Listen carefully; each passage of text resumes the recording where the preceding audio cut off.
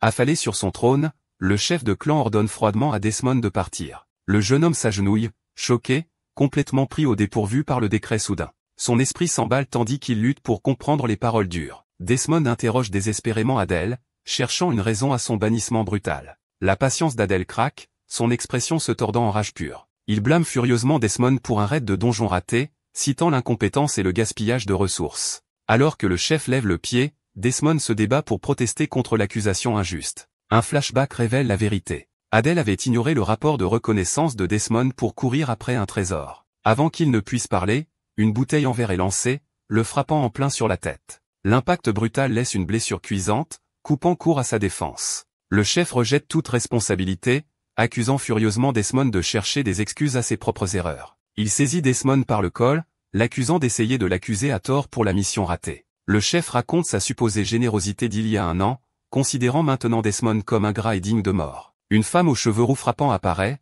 ordonnant calmement à Adèle de se calmer. Elle remarque calmement que, bien que de tels conflits soient attendus dans un donjon, ils n'ont pas leur place dans les murs de la guilde. Visiblement agacée, Adèle lâche sa prise alors que Desmond regarde vers la femme qu'il reconnaît comme Marina. Avec un dernier acte de mépris, Adèle jette Desmond au sol avant de se détourner. Son attention maintenant sur Desmond, la mage lui demande avec curiosité d'expliquer sa technique de repérage unique. Il révèle que sa capacité est une forme d'odorat améliorée, un détail que Marina semble trouver particulièrement intéressant. Son attitude amicale disparaît, remplacée par un regard froid alors qu'elle l'accuse de mentir sur ses capacités. Desmond essaie frénétiquement de défendre sa magie d'enchantement unique, mais Marina rejette ses affirmations comme des mensonges. Il insiste sur le fait que sa capacité est spéciale, remettant en question ses connaissances sur la magie d'enchantement standard. Un souvenir douloureux refait surface, celui d'être moqué pour son augmentation d'enchantement supposée faible. Marina sourit, se vantant de la renommée de leur équipe en tant que supernova qui ont conquis un donjon de rang B. Elle se rapproche d'Adèle, déclarant froidement que leur groupe d'élite n'a pas de place pour les poids morts. Écrasé, Desmond fait un dernier plaidoyer désespéré, leur rappelant que leur succès a été construit sur sa magie. Un autre membre du groupe s'avance, complètement indifférent à la perspective de perdre son enchanteur. Le guerrier costaud Corazzo révèle qu'il a déjà trouvé un remplaçant pour Desmond. Alors que Corazzo invoque le nouveau venu, Desmond regarde depuis le sol, son dernier espoir s'évaporant. Une mage de rambe et confiante aux cheveux roses s'avance, révélée comme son remplaçant compétent et supérieur. La nouvelle mage se tourne pour faire face à Desmond, son arrivée scellant son destin alors que le groupe suffisant regarde. Avec un sourire joyeux, elle exprime sa joie de rejoindre le célèbre groupe Espada. Adèle regarde de haut avec un mépris total, savourant le désespoir visible de Desmond. Le chef éclate d'un rire cruel, rappelant à Desmond qu'un remplaçant supérieur ne lui laisse aucun terrain sur lequel se tenir. Marina renchérit avec un sourire suffisant, confirmant froidement son licenciement alors que la nouvelle recrue regarde avec amusement. Le guerrier costaud ajoute sa propre insulte, accusant Desmond d'être un parasite essayant de profiter de leur succès. Tout le groupe se dresse au-dessus de lui avec le chef pointant et le qualifiant de déchets inutiles. Vaincu, Desmond accepte finalement leur décision, acceptant de quitter le groupe qu'il a aidé à construire. Il se tourne pour partir au milieu d'un chœur de huées et d'insultes, ses anciens camarades exigeant qu'il laisse son équipement derrière lui. Alors qu'il s'éloigne, ses yeux se rétrécissent avec détermination, l'un d'eux s'enflammant d'une mystérieuse lumière bleue brillante. La lumière bleue brillante révèle sa compétence cachée, l'œil d'évaluation, qui peut analyser les statistiques en détail. Il réfléchit amèrement que sans le groupe, ses propres compétences étaient trop faibles pour même entrer dans un donjon de rang C. Un souvenir de leur début défile, une époque où ils promettent joyeusement de se hisser ensemble au sommet. La piqûre de la trahison frappe fort. Ils croyaient vraiment qu'ils étaient une équipe basée sur la confiance. Maintenant rejeté, il erre jusqu'à la périphérie de la ville, son avenir incertain. Il s'assoit seul, un bâton à la main, se demandant comment il pourra survivre sans groupe. La frustration monte alors qu'il réalise que la honte de son renvoi le suivra partout. Sa solitude est brisée lorsqu'un aventurier paniqué le dépasse en courant, fuyant pour sauver sa vie.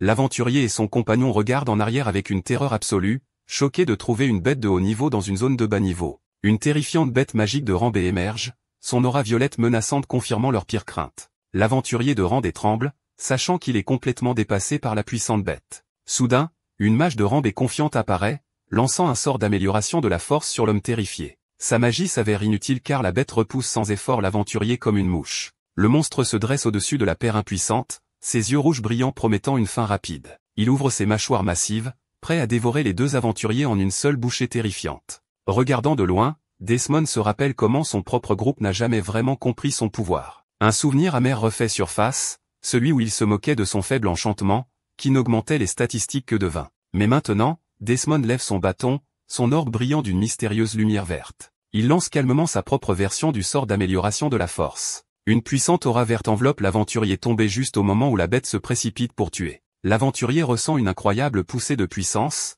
son corps brillant de l'enchantement de Desmond.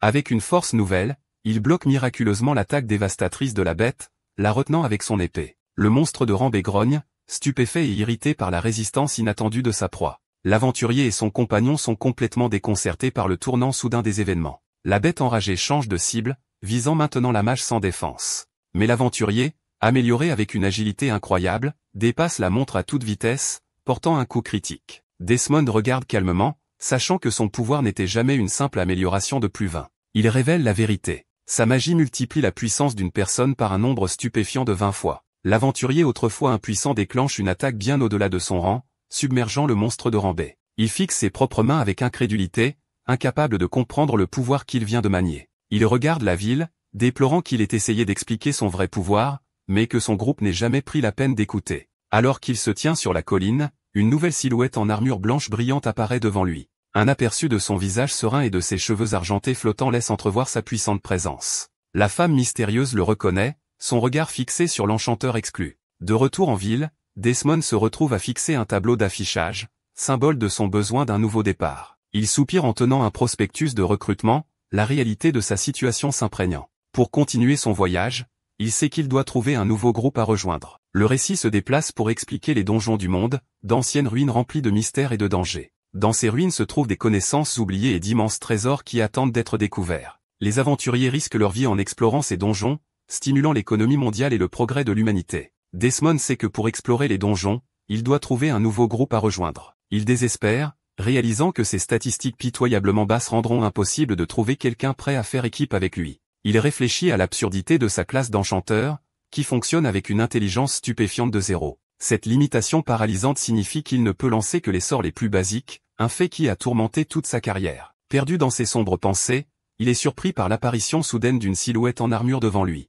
La mystérieuse femme aux cheveux argentés va droit au but, demandant s'il cherche actuellement un clan. Il se tourne avec une expression pleine d'espoir, admettant franchement qu'il vient d'être expulsé du précédent. À sa surprise, elle réagit avec indignation, déclarant que tout groupe qui le rejetterait n'a pas l'œil pour le vrai talent. Sa défense passionnée le laisse complètement déconcerté et luttant pour comprendre ses paroles. Il finit par reconnaître le légendaire guerrier qui se tient devant lui comme la célèbre paladin, Cynthia. Cynthia le salue avec un sourire chaleureux reconnaissant leur longue séparation. Desmond est tout aussi stupéfait, réalisant que 3 ans se sont écoulés depuis qu'ils ont quitté leur ville natale ensemble. Les deux amis d'enfance expriment leur surprise mutuelle et leur joie face à cette réunion inattendue. Son attention est soudainement attirée par l'emblème brillant sur son armure. Il reconnaît le symbole avec admiration, l'identifiant comme une étiquette d'aventurier légendaire de rang S. Desmond insiste sur le fait qu'elle devrait être fière de son statut car les aventuriers de rang S font partie de l'élite mondiale. Le système de classement confirme sa position au sommet absolu du monde de l'aventure. Rayonnant d'une joie sincère,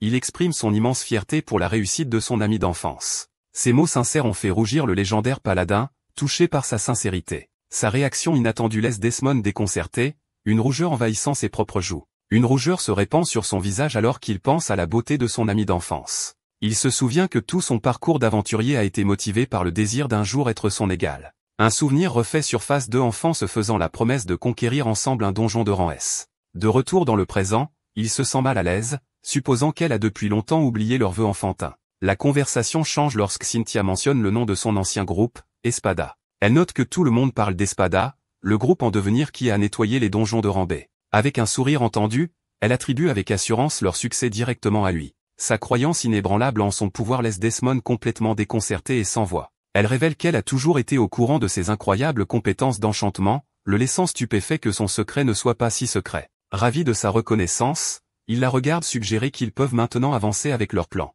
Avec une rougeur excitée, Cynthia invite ardemment Desmond à rejoindre son clan. Elle explique avec enthousiasme que le test d'admission du clan est prévu pour le lendemain même. Se penchant près de lui, elle insiste avec passion sur le fait qu'avec ses compétences, réussir le test sera un jeu d'enfant. Les mots examen d'entrée résonnent dans son esprit, le faisant hésiter. Il doute de ses chances en tant que Randé, mais l'idée de rejoindre le clan de la femme qu'il admire est trop tentante pour être ignorée. Il accepte de tenter sa chance, ce qui fait s'illuminer Cynthia de surprise et de joie. Ravie de sa réponse, elle déclare qu'il devrait aller s'inscrire au test tout de suite. Sans hésitation, elle lui prend la main et l'entraîne dans les rues à sa grande surprise. Bien qu'il se sente mal préparé, La voir aussi heureuse apporte un sourire sincère à son visage. Son humeur joyeuse disparaît instantanément pour laisser place à la panique lorsqu'il réalise qu'il n'a aucune idée de l'endroit où elle l'emmène. Sa question paniquée la fait s'arrêter net, se retournant avec surprise. Elle s'excuse pour sa hâte, révélant que le nom de son clan est Chevalier Garden. Le visage de Desmond pâlit sous le choc. Il connaît ce nom que trop bien.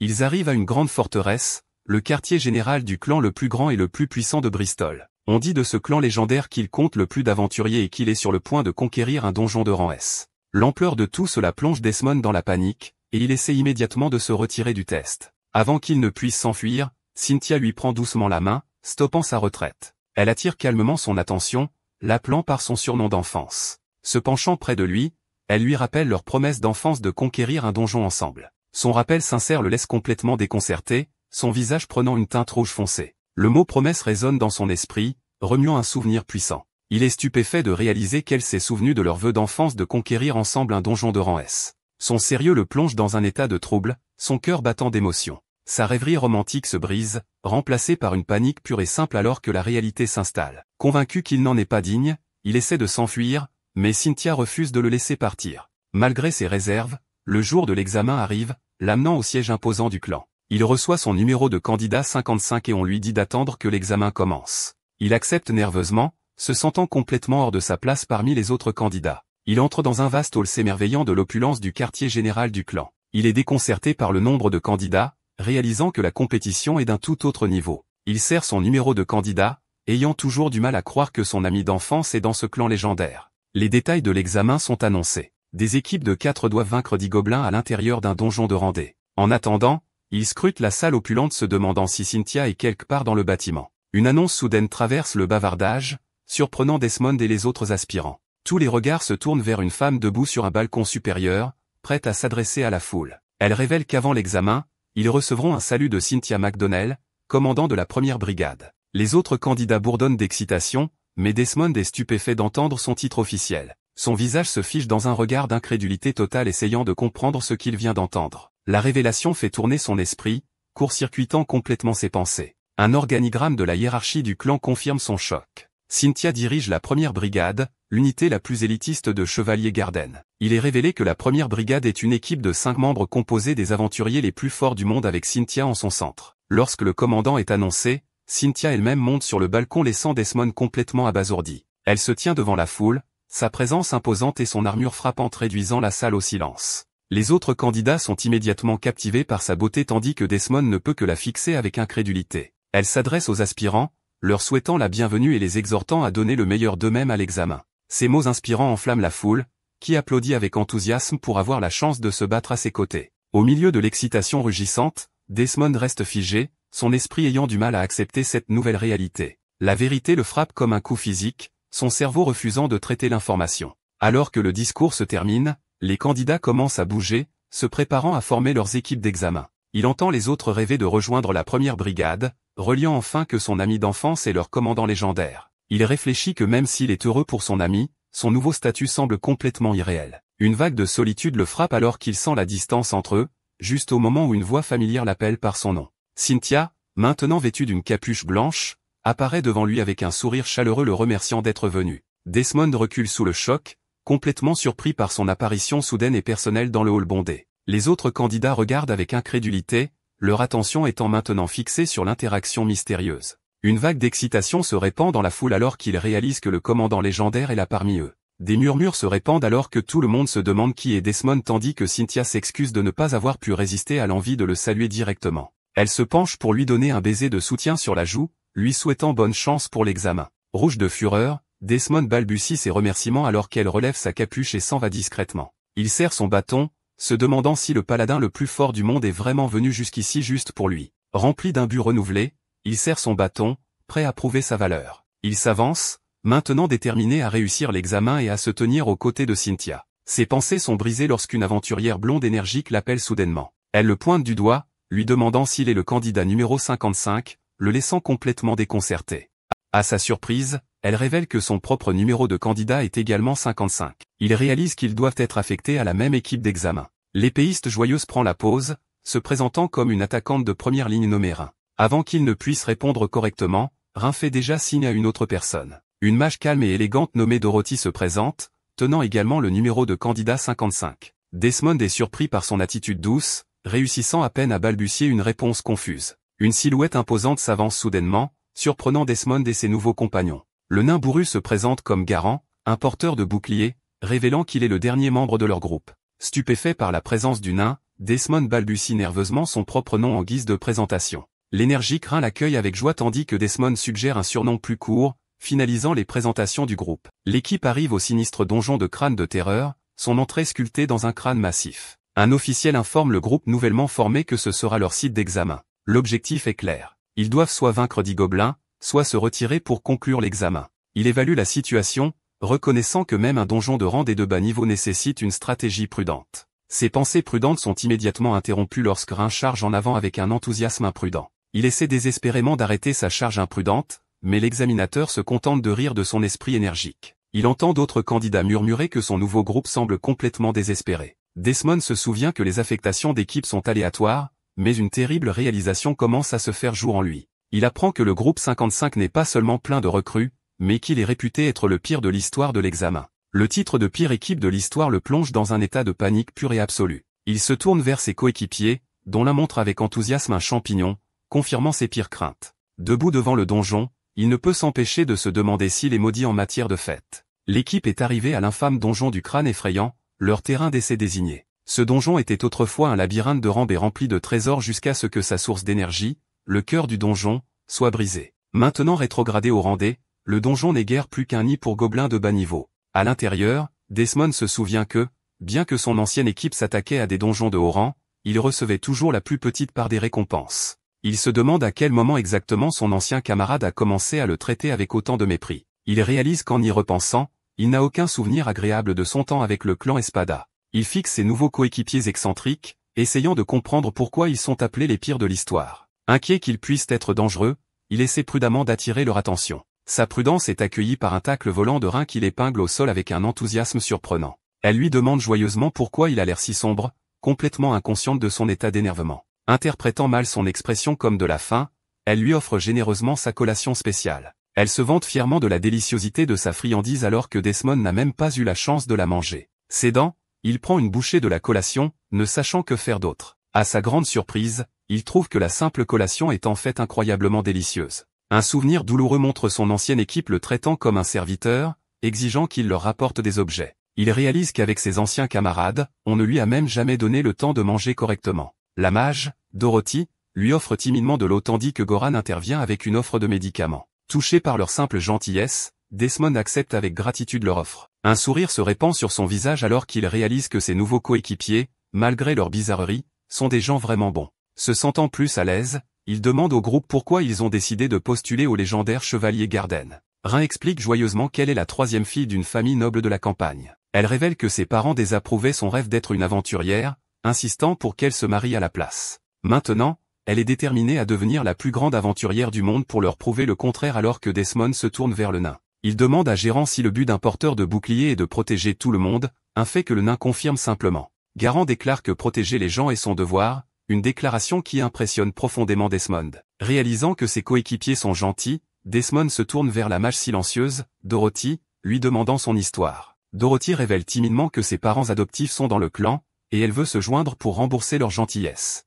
Son simple éloge envoie la mage timide dans une spirale d'embarras, et elle cache son visage dans son chapeau. Desmond la regarde avec un doux sourire essayant de rassurer la mage troublée. Il conclut que la rumeur de la pire équipe doit être une erreur car ses nouveaux compagnons sont tous des gens au bon cœur. Il admet ensuite timidement à lui-même que son propre motif est le moins noble. Il veut juste être avec Cynthia. Avec sa décision prise, il serre son bâton rempli d'un nouveau sens de détermination. Il rallie sa nouvelle équipe, les encourageant à affronter l'examen ensemble avec tout ce qu'ils ont. Enflammé, Desmond jure de réussir l'examen pour Cynthia tandis que Gérant lui montre nonchalamment de la saleté sur son épaule. Desmond le remercie, mais le nain gémit soudainement et s'effondre sur le sol. Toute l'équipe regarde sous le choc alors que Gérant reste immobile sur le sol du donjon. Desmond rit nerveusement, essayant de faire passer la chute pour une blague élaborée. Il appelle le nain tombé, l'exhortant à se relever, mais n'obtient aucune réponse. L'amusement du reste de l'équipe se transforme en une véritable inquiétude alors qu'il réalise que quelque chose ne va pas. Le cri paniqué de Rin que Gérant ne respire pas envoie Desmond à la recherche d'une potion de guérison.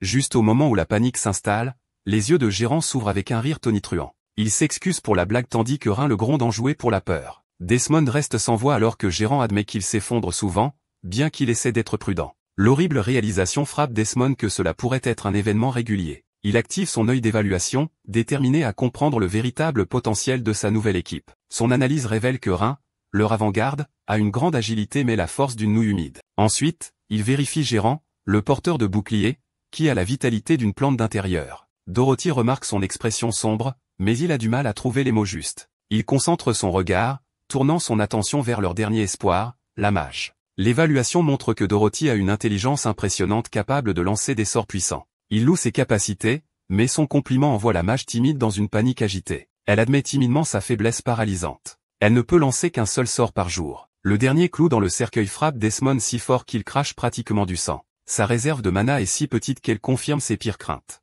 Ils sont vraiment la pire équipe de l'histoire. La sombre réalité de la pire équipe de l'histoire finit par s'imposer dans l'esprit de Desmond.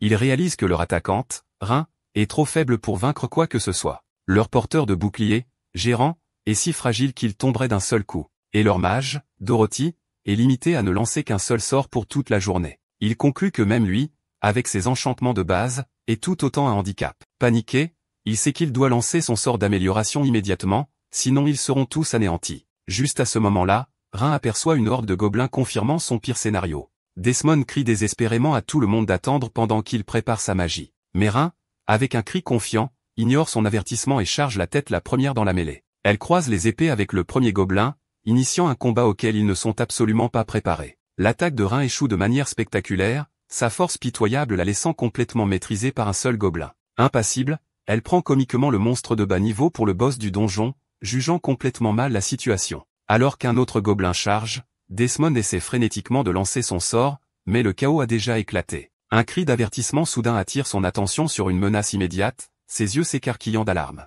Juste au moment où le gobelin attaque, Garant s'effondre une fois de plus, son corps frappant le sol avec un bruit sourd. Desmond regarde son coéquipier tomber avec une incrédulité totale, frustré par le timing terrible du nain. Il gronde mentalement le nain pour sa fragilité, se demandant pourquoi il choisirait même d'être un porteur de bouclier. Gerin, cependant, se relève avec une pose héroïque, déclarant que protéger les gens est sa vocation. Après avoir utilisé leur seule potion de guérison, Desmond avertit l'équipe qu'ils n'ont plus de marge d'erreur. Son avertissement s'avère futile alors que Garant s'effondre immédiatement à nouveau, forçant Desmond à utiliser la potion avec désespoir. Il regarde la bouteille de potion vide, un sourire forcé cachant à peine sa panique pure. Il entre dans une frénésie, réalisant que sans guérisseur, un seul coup pourrait signifier un désastre pour l'équipe. Juste au moment où un gobelin se lance, Rhin le pousse hors du chemin, encaissant elle-même le coup. Ses yeux s'écarquillent d'horreur alors qu'il regarde sa coéquipière encaisser le coup qui lui était destiné. Il regarde un puissant Rhin tomber à genoux, entouré des monstres moqueurs. Il se précipite à ses côtés, furieux que son principal attaquant agisse comme un bouclier jetable. Elle offre juste un sourire penaud complètement impassible face à sa conférence frénétique. Avec une lueur déterminée dans les yeux, elle explique qu'elle ne pouvait pas rester là à regarder un coéquipier se faire blesser. Son acte désintéressé le laisse momentanément sans voix, frappé par sa loyauté. Sa colère se transforme en une véritable inquiétude, l'avertissant qu'une telle imprudence pourrait mettre fin à sa carrière d'aventurière. Il rappelle à Rhin son rêve de devenir la plus grande aventurière du monde, remettant en question son imprudence. Elle sourit juste, expliquant que protéger ses camarades est plus important que toute ambition personnelle. Ces paroles désintéressées laissent Desmond complètement sans voix, ému par sa loyauté inattendue. Le moment est brisé lorsque Dorothy annonce frénétiquement que 7 autres gobelins se dirigent vers eux. Garant prend immédiatement les choses en main, ordonnant à tout le monde de reculer derrière son bouclier. Desmond l'avertit désespérément de ne pas encaisser un autre coup, lui rappelant qu'ils n'ont plus de potion de guérison. Il crie que le prochain coup sera fatal, mais le nain l'appelle simplement par son nom pour attirer son attention. Desmond regarde avec une expression tendue, attendant les mots apparemment finaux du nain. Garant admet qu'il sait qu'il n'est pas fort, mais il est prêt à tomber si c'est pour ses camarades. Il sourit avec une détermination sombre, déclarant que même dans la défaite, son corps peut servir de bouclier. Desmond est stupéfait par la loyauté du nain, mais une voix calme interrompt soudainement ses pensées. Il se tourne et voit Dorothy, la mage timide, le regarder avec une détermination nouvelle. Elle lui rappelle timidement qu'elle ne peut lancer qu'un seul sort. Elle explique son dilemme. Utiliser son seul sort maintenant les sauvera, mais lui coûtera l'examen. Malgré le coup, elle propose de sacrifier sa chance de réussir, mais Desmond lui crie immédiatement d'arrêter. Il lui rappelle sa promesse de réussir l'examen pour ses parents adoptifs. Sa prise sur son bâton se resserre, sa détermination restant inébranlable malgré ses paroles. Elle déclare qu'une victoire obtenue en abandonnant ses camarades n'aurait absolument aucun sens. Sa déclaration désintéressée le touche profondément, le laissant sans voix. Il se demande comment ces étrangers, ses coéquipiers d'une seule journée, peuvent déjà ressentir un lien si puissant. L'équipe regarde avec une détermination inébranlable, unie dans son objectif désintéressé. Leur position unifiée suggère que les liens de camaraderie peuvent se former en un instant. Leur profonde loyauté laisse Desmond complètement stupéfait et profondément ému. Les larmes lui montent aux yeux, un témoignage de la véritable gentillesse qu'il a enfin trouvée. Le moment d'émotion est interrompu lorsque la horde de gobelins descend finalement sur eux. Garand se prépare, prêt à encaisser le choc de l'attaque avec son bouclier. Rin et Dorothy crient de panique, craignant l'impact inévitable sur leur fragile tank. Il reçoit un coup dévastateur, la force de l'impact secouant tout son corps. Mais au lieu de s'effondrer, une puissante barrière aqueuse jaillit de son bouclier, repoussant les gobelins. Il baisse les yeux, choqué, complètement déconcerté par le pouvoir mystérieux qui le protège maintenant. La barrière aqueuse explose vers l'extérieur, envoyant toute la horde de gobelins voler. Garand regarde, choqué, se demandant s'il possède vraiment un tel pouvoir défensif incroyable. Il rejette rapidement cette pensée, réalisant que la force nouvelle ne lui appartient pas. L'équipe se tourne pour voir Desmond, son bâton brillant d'une puissante aura verte, tandis que Rin se demande si c'est son fait. Desmond ferme les yeux, une expression calme et déterminée se fixant sur son visage. Ses yeux s'ouvrent brusquement, maintenant remplis d'une détermination inébranlable. Une profonde réalisation le frappe. Il veut réussir cet examen avec ses gens, et personne d'autre. Il comprend qu'il a formé un lien plus profond avec eux en une journée qu'il ne l'a jamais fait avec ses anciens camarades. Il dit avec assurance à son nouveau groupe de lui faire confiance et de suivre ses instructions. Libérant toute sa puissance, il déclare qu'ensemble, ils réussiront tous cet examen. Il rayonne de puissance, promettant avec assurance la victoire s'ils suivent son plan. Prenant le commandement, il ordonne immédiatement à la mage hésitante, Dorothy, de préparer son sort. Elle lui rappelle le coup, car utiliser son seul sort signifie sacrifier sa propre chance de réussir. Sa confiance inébranlable résonne dans son esprit, défiant ses doutes. Sa prise sur son bâton se resserre, son hésitation faisant place à une détermination nouvelle. Son accord étant acquis, Desmond se tourne vers les autres, donnant son prochain ordre. Il ordonne à Oren et Goran de gagner du temps pour que Dorothy termine son incantation. À sa grande surprise, il charge Rin, qui frappe faiblement, de tenir la ligne de front. Elle regarde, incrédule, la horde de gobelins qu'elle est censée affronter toute seule. Desmond croise son regard paniqué avec un regard de confiance absolue, croyant en son potentiel. Sa peur disparaît, remplacée par un large sourire confiant alors qu'elle accepte sa confiance. Remplie d'un but nouveau, elle accepte avec empressement le défi et se précipite en avant. Elle affronte la première vague de gobelins se préparant à tenir la ligne. Avec un regard féroce, elle jure qu'aucun monstre ne dépassera sa position. Son épée entre en contact avec le premier gobelin, mais cette fois, l'impact est complètement différent. Elle déchaîne un tourbillon de frappes puissantes, repoussant sans effort toute la horde de gobelins. Elle regarde, stupéfaite, incapable de croire sa propre force nouvelle. Les monstres autrefois menaçants sont laissés vaincus et dispersés dans un cratère nouvellement formé. Elle fixe la dévastation, complètement impressionnée par le pouvoir qu'elle vient de manier. Une lueur verte se reflète dans son œil alors qu'elle réalise qu'il s'agit de l'enchantement de Desmond en action. Un message système confirme qu'il a lancé une amélioration de force, expliquant le regain de puissance soudain de Rin. Alors que d'autres gobelins apparaissent, Desmond tourne son attention vers Garand, qui brille maintenant d'une aura verte similaire. Il crie aux nains de concentrer ses efforts sur la défense de l'arrière de leur formation. Un nouvel ensemble d'enchantements apparaît, révélant que Desmond a augmenté les capacités physiques et la vitalité de Garand. Avec ses nouveaux buffs, Garand est chargé du rôle crucial de protéger leur mage, Dorothy. Le nain rugit en signe d'accord, son bouclier enchanté repoussant facilement l'assaut des gobelins. Il serre les dents, tenant la ligne avec une force qu'il ne savait pas posséder. Dorothy regarde, émerveillée, leur tank autrefois fragile retenir sans effort les monstres. Voyant le pouvoir nouveau de son camarade, un regard de détermination tranquille se fixe dans ses yeux. Inspirée par leur chef, elle déchaîne finalement sa propre magie puissante, un tourbillon bleu d'énergie. Avec la magie de Dorothy qui tourbillonne, Desmond lui demande de se concentrer sur un passage à leur droite. Alors qu'elle regarde nerveusement le tunnel sombre, il l'informe qu'il est sur le point d'améliorer son sort. Confuse par ces paroles, on lui ordonne de libérer toute sa puissance directement dans le passage. Il lance ses propres enchantements, augmentant sa force mentale et son intelligence. Un message système confirme que sa magie de l'eau est maintenant amplifiée, augmentant sa puissance, sa précision et sa stabilité. Le sort gonfle à une taille incontrôlable, faisant paniquer la jeune mage. Submergée par l'incroyable puissance qui la traverse, elle sent qu'elle est à sa limite absolue. Desmond pose calmement sa main sur la sienne, stabilisant sa prise sur le bâton. Il se penche, la rassurant que tout va bien et lui demandant sa confiance totale. La mage confuse le regarde, son esprit tourbillonnant à cause de sa proximité et de l'immense puissance qu'elle manie maintenant. Son rougissement s'intensifie alors qu'elle lui fait entièrement confiance, stabilisée par son contact. Ensemble, ils déchaînent un sort d'eau surpuissant, sa puissance amplifiée à un niveau incroyable. Il explique sa stratégie au mage étourdi, révélant qu'ils n'ont besoin que de 3 éliminations supplémentaires pour réussir. Ses sens améliorés avaient déjà cartographié le donjon, localisant un grand nid de gobelins dans la salle suivante. En amplifiant la portée de son sort, il visait à percer directement le mur du donjon. Le carreau de magie de l'eau parcourt une distance impossible,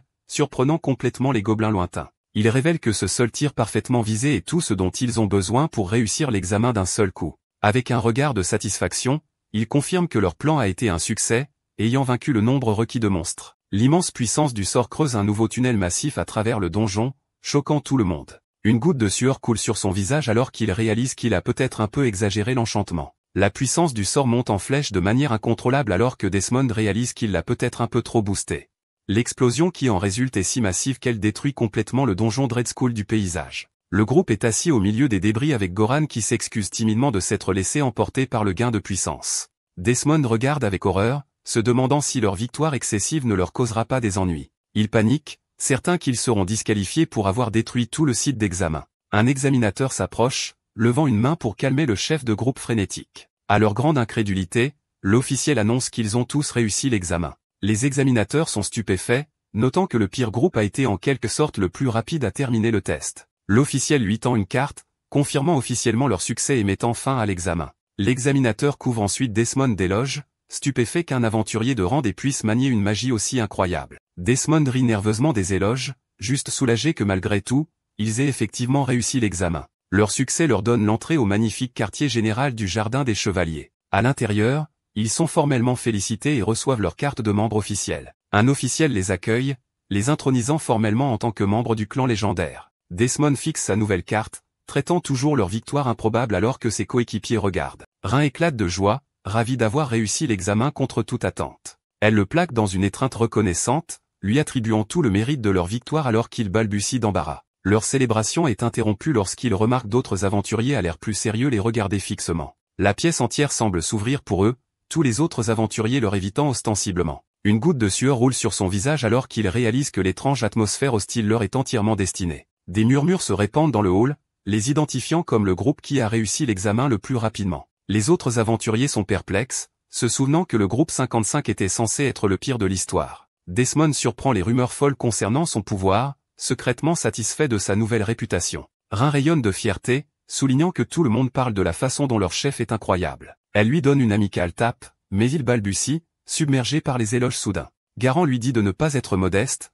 insistant sur le fait que ces enchantements incroyables étaient la clé de leur victoire. Desmond regarde ses coéquipiers, ému par leur foi inébranlable en lui. Il serre plus fort son bâton, se préparant à détourner les éloges. Il insiste humblement sur le fait qu'il n'est qu'une classe de soutien et que leur victoire est un véritable effort d'équipe. Il se tourne vers son groupe, déclarant que leur succès n'a été possible que grâce au travail acharné de chacun. Rin le regarde avec une profonde rougeur, complètement captivée par son discours humble. Submergée par l'émotion, elle demande soudainement en mariage, laissant Desmond complètement stupéfait. L'ambiance festive change alors qu'une nouvelle réalité commence à s'installer. Desmond annonce sombrement que, puisque l'examen est terminé, leur groupe temporaire doit maintenant se séparer. La nouvelle frappe tout le monde de plein fouet, Dorothy et Desmond partageant un regard de calme déception. Rin et Goran regardent avec incrédulité, leurs expressions triomphantes remplacées par le choc et la tristesse. Une belle mage elfe s'approche, confirmant que les groupes d'examen temporaires doivent maintenant se séparer. Elle hésite un instant, semblant lutter avec ses propres mots. L'elfe déclare en larmes qu'elle ne les oubliera jamais,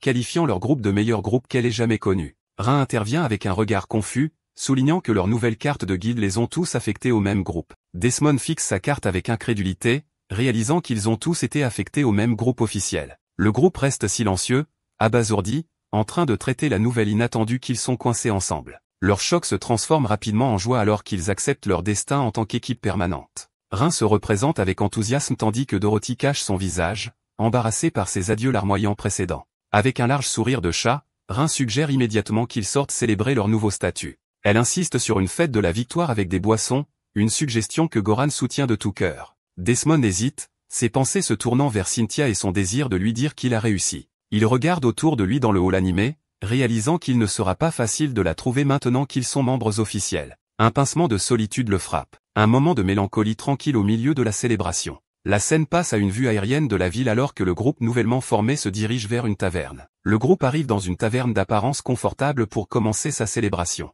À l'intérieur, la taverne est animée par d'autres aventuriers alors que le groupe trouve une table. Une chope de bière est levée haut, prête pour un toast bien mérité. Toute l'équipe trinque, célébrant son succès improbable et son nouveau départ. Desmond regarde ses nouveaux camarades avec un sourire chaleureux et sincère, se sentant enfin à sa place. Rin sourit enjoué, ses crocs de chat se montrant alors qu'elle s'imprègne de l'ambiance festive. Garant et Dorothy échangent un regard de surprise, leur attention étant attirée par quelque chose d'inattendu. Une mystérieuse fille à capuche blanche apparaît soudainement, rayonnant d'un large sourire contagieux. Desmond et Rin regardent avec confusion l'invité non invité qui a rejoint leur table. Le groupe interroge poliment l'étranger, soulignant que leur célébration est privée. La confusion de Desmond se transforme en une reconnaissance naissante alors qu'il fixe l'étranger. Il demande timidement si la silhouette à capuche est Cynthia, la fille qu'il cherchait. Le nom plonge Dorothy dans un état de choc tandis que Rin l'entend comiquement mal. La fille nie frénétiquement son identité, mais la réaction du groupe confirme qu'elle est quelqu'un d'important. Dorothy est consternée, remettant en question le ton informel de Desmond et leur relation potentielle. La fille à capuche, Cynthia,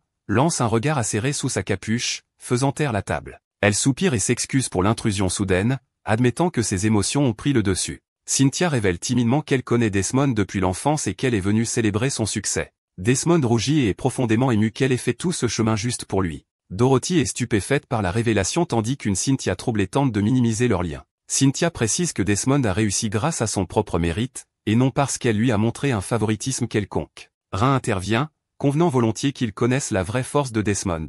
Elle serre ensuite Desmond affectueusement dans ses bras, se vantant que son groupe connaît le mieux sa grandeur. Cynthia regarde avec un choc jaloux, troublée par l'intimité désinvolte de Rin et le surnom de Desmond. La mage elfe de Pluto essaie de désamorcer la situation, suggérant qu'ils laissent tous tomber les formalités. Mais la main gantée de Cynthia se tend, empêchant silencieusement l'elfe d'interférer. Elle se penche près de Desmond, contestant l'affirmation de Rin de le connaître si bien après une seule journée. Rin riposte, déclarant que leur bataille à mort a forgé un lien plus profond que celui de quiconque. Les deux femmes se lancent des regards noirs tandis qu'un Desmond terrifié est pris dans leurs bras de fer. Pendant ce temps, Garant ignore complètement le drame qui s'intensifie, son attention étant uniquement fixée sur un plateau de nourriture. Garant annonce joyeusement l'arrivée de la nourriture, complètement inconscient de la tension. L'atmosphère tendue à l'intérieur de la taverne ruine tout espoir d'une célébration paisible. À l'extérieur, la taverne a l'air paisible, un contraste saisissant avec le drame qui se déroule à leur table. Rin essaie de donner à Desmond un morceau de viande, intensifiant sa revendication sur lui. Pour ne pas être en reste, Cynthia lui offre une cuillerée de son propre plat. Desmond est pris de sueur froide, piégé entre les deux femmes rivales. Il est pris dans un feu croisé culinaire alors que Rin et Cynthia essaient de gagner son affection. Les deux femmes commencent à se disputer pour savoir quel aliment est le meilleur pour lui, ignorant sa détresse évidente. Dorothy intervient finalement, soulignant que leur rivalité met Desmond mal à l'aise. Sa suggestion bien intentionnée mais complètement inutile de boire du lait ne fait qu'ajouter au chaos. Gérant engloutit joyeusement ses pâtes, ignorant complètement la tension alors que Desmond offre un compliment forcé. Avec un sourire forcé, Desmond essaie poliment de refuser leurs offres, insistant sur le fait qu'il peut se nourrir lui-même. Son refus tombe dans l'oreille d'un sourd alors que Rin et Cynthia se penchent, exigeant qu'ils prennent une bonne décision. Elles plaident toutes les deux leur cause, Cynthia citant leur amitié d'enfance et Rin leur lien de groupe. La tentative de Desmond de préciser qu'il ne parle que de nourriture conduit à une interprétation erronée de Rin, qui rougit. Alors que Rin se perd dans son fantasme, Desmond essaie désespérément de la ramener à la réalité. Le malentendu se propage alors qu'une Cynthia troublée remet maintenant en question la nouvelle audace de Desmond. Cynthia fond en larmes, souhaitant que cette audace lui soit adressée à la place. Frustrée par l'impasse, Cynthia claque sa main sur la table, déterminée à régler les choses. Les deux rivales s'affrontent, décidant de régler une fois pour toutes qui Desmond choisira alors qu'ils se recroquevillent entre elles. Les deux rivales débattent de leurs choix alimentaires, chacune convaincue que son plat est la meilleure option pour Desmond. Pendant ce temps, Gérant profite du festin, inconscient du drame alors qu'il accumule une montagne d'assiettes vides. L'esprit de compétition de Rin s'embrase alors qu'elle commande encore plus de nourriture, déterminée à gagner le concours de nourrir Desmond. Leur dispute est interrompue alors que la tour d'assiette de Goran commence à vaciller dangereusement. Desmond lance un avertissement frénétique alors que la tour de vaisselle s'écrase vers la table. Les deux femmes regardent Desmond avec des rougissements pleins d'espoir, chacune s'attendant à ce qu'il se précipite à son secours. Cynthia est éclaboussée de sauce, son expression passant de l'espoir au mécontentement total. Rin partage le même sort, son visage couvert de nourriture alors que sa confiance compétitive s'évapore. Mais au lieu de sauver l'une ou l'autre, Desmond protège instinctivement Garant de la catastrophe culinaire. Il lève les yeux avec un sourire timide, luttant pour expliquer pourquoi il a choisi de sauver le nain plutôt qu'elle. Les deux femmes lancent un regard noir, réalisant que les assiettes qui tombaient auraient pu être désastreuses pour le nain inconscient. Elles parviennent toutes les deux à une conclusion silencieuse et sombre. Garant était la véritable source de tout le chaos. Dans un rebondissement surprenant, Rin attrape Cynthia,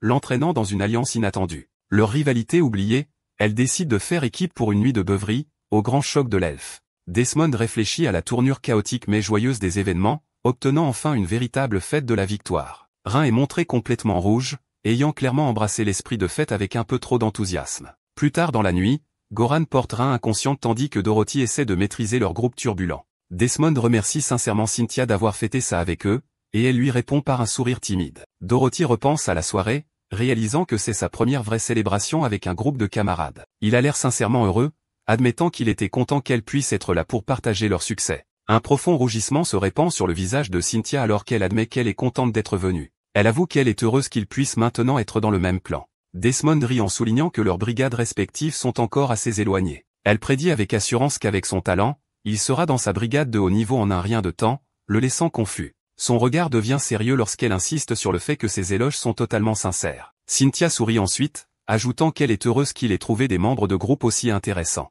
Elle les appelle des gens agréables, au moment même où la scène montre les conséquences bruyantes de leur célébration. Il se souvient nerveusement de leur manque de respect pour son autorité, promettant d'en parler à Rhin. Cynthia admet que même si la célébration de groupe était amusante, son ton suggère qu'il y a autre chose dans son esprit. Se penchant, elle révèle son véritable désir de célébrer son succès avec juste deux. Desmond est décontenancé par son audace, ce qui l'amène à rétracter rapidement sa déclaration dans un état d'agitation. Elle reprend ses esprits, souriant sous le clair de lune alors qu'elle déclare qu'elle comptera sur lui à partir de maintenant. Sa façade assurée se fissure, révélant un profond rougissement alors qu'elle prononce timidement son nom avec affection. Il est laissé tout aussi confus, un léger rougissement se répandant sur son visage alors qu'il assimile ses mots sincères. Alors qu'ils se séparent pour la nuit, il accepte tranquillement qu'il compte aussi sur elle. Le lendemain matin, le groupe nouvellement formé commence sa première journée en tant que membres officiels du clan. Leur premier arrêt est une boutique d'alchimie bien approvisionnée pour préparer leur prochaine aventure. À l'intérieur, ils s'émerveillent devant l'impressionnante collection de potions colorées et d'apparence puissante. Le mage elfe du groupe identifie avec expertise divers élixirs,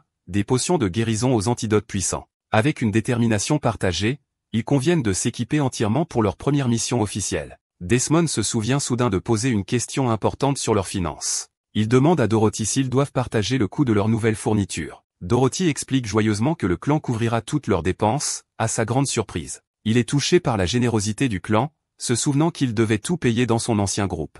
Ce soutien renforce sa détermination, réalisant que le clan a placé une grande confiance en eux. Après avoir fait le plein d'une quantité massive de potions financées par le clan, ils sortent de la boutique. Ses pensées se tournent vers son ancien camarade, Adèle, se demandant quelle est sa situation actuelle. La scène se déplace vers le district nord de Bristol, révélant le site de leur première mission. Ils se tiennent devant l'entrée du donjon de Rance connu sous le nom de Greenbeat. Pendant ce temps, au plus profond du donjon, l'épéiste aux cheveux argentés Adèle a du mal à reprendre son souffle. Les nouveaux membres de son groupe regardent avec inquiétude, choqués par leur manque de progrès. Le tank du groupe serre les dents en suant sous la pression de l'assaut incessant. Une horde de gobelins se précipite en avant, leurs yeux brillants remplis d'une férocité inattendue. Adèle serre la mâchoire de frustration, incapable de comprendre sa propre impuissance. Il se demande comment son groupe supposé fort a du mal contre des monstres aussi faibles. Un gobelin se jette sur lui, apparemment déconcerté par la facilité avec laquelle il peut maîtriser les aventuriers. La créature balance sa massue avec une vitesse surprenante, prenant l'épéiste complètement au dépourvu.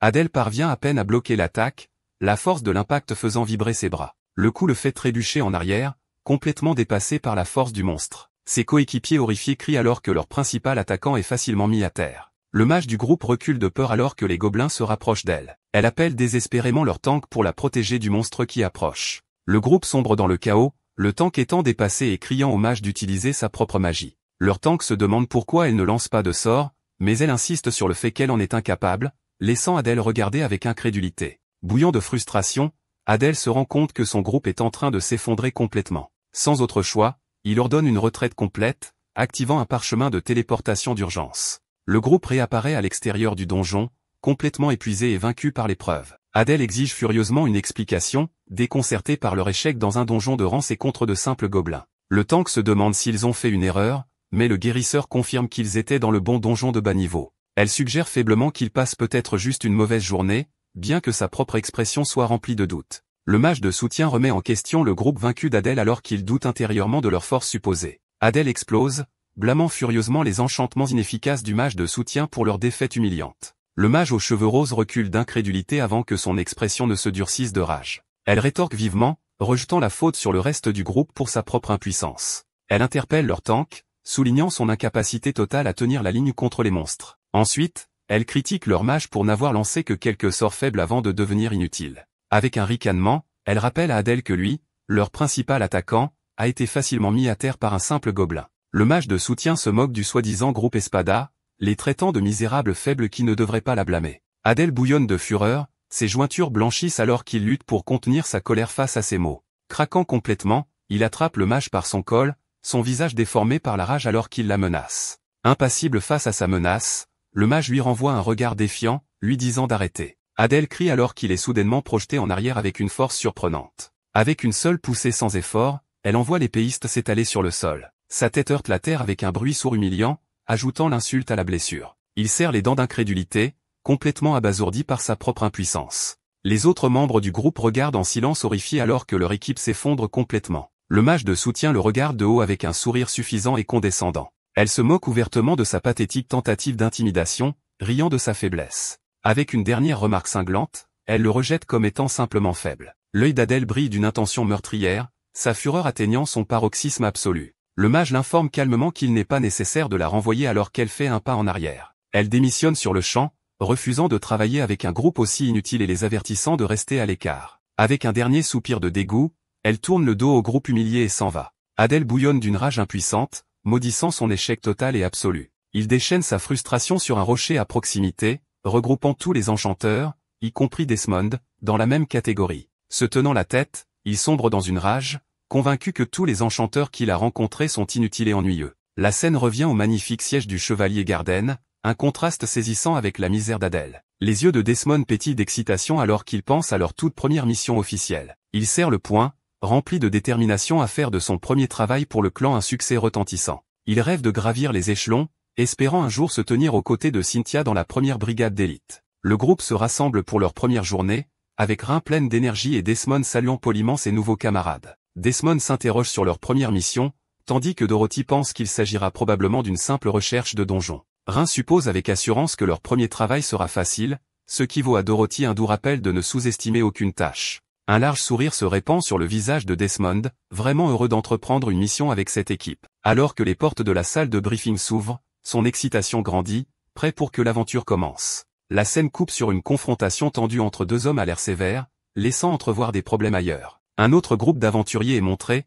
leurs expressions remplies de colère et d'animosité. La caméra révèle une grande salle remplie d'aventuriers, une tension palpable planant dans l'air. Le groupe de Desmond est décontenancé par le changement soudain d'atmosphère, sentant que quelque chose ne va pas. Il remarque les autres membres du clan chuchoter entre eux, créant un air de mystère et d'inquiétude. Rein célèbre sa nouvelle notoriété, croyant que tout le monde parle de sa performance record à l'examen. Mais les chuchotements racontent une histoire différente, les accusant d'être entrés dans le clan grâce à des relations puissantes. L'expression joyeuse de Desmond s'estompe dans la confusion alors qu'il entend les rumeurs hostiles. Un groupe d'aventuriers rancuniers les confronte, agacés par ce qu'ils perçoivent comme de l'arrogance. Les rumeurs deviennent plus précises, soulignant la relation de Desmond avec Cynthia, de haut rang. Dorothy est également visée, d'autres chuchotant qu'elle aussi a un puissant gardien au sein du clan. Le ressentiment de la foule monte en flèche, et les aventuriers les traitent ouvertement de tricheurs et d'imposteurs. Toute la salle se retourne contre eux, exigeant que le pathétique groupe parte immédiatement. Desmond essaie désespérément de défendre son équipe, insistant sur le fait que tout est un malentendu et qu'ils n'ont pas triché. Une voix autoritaire provenant d'un balcon au-dessus réduit soudainement la foule en colère au silence,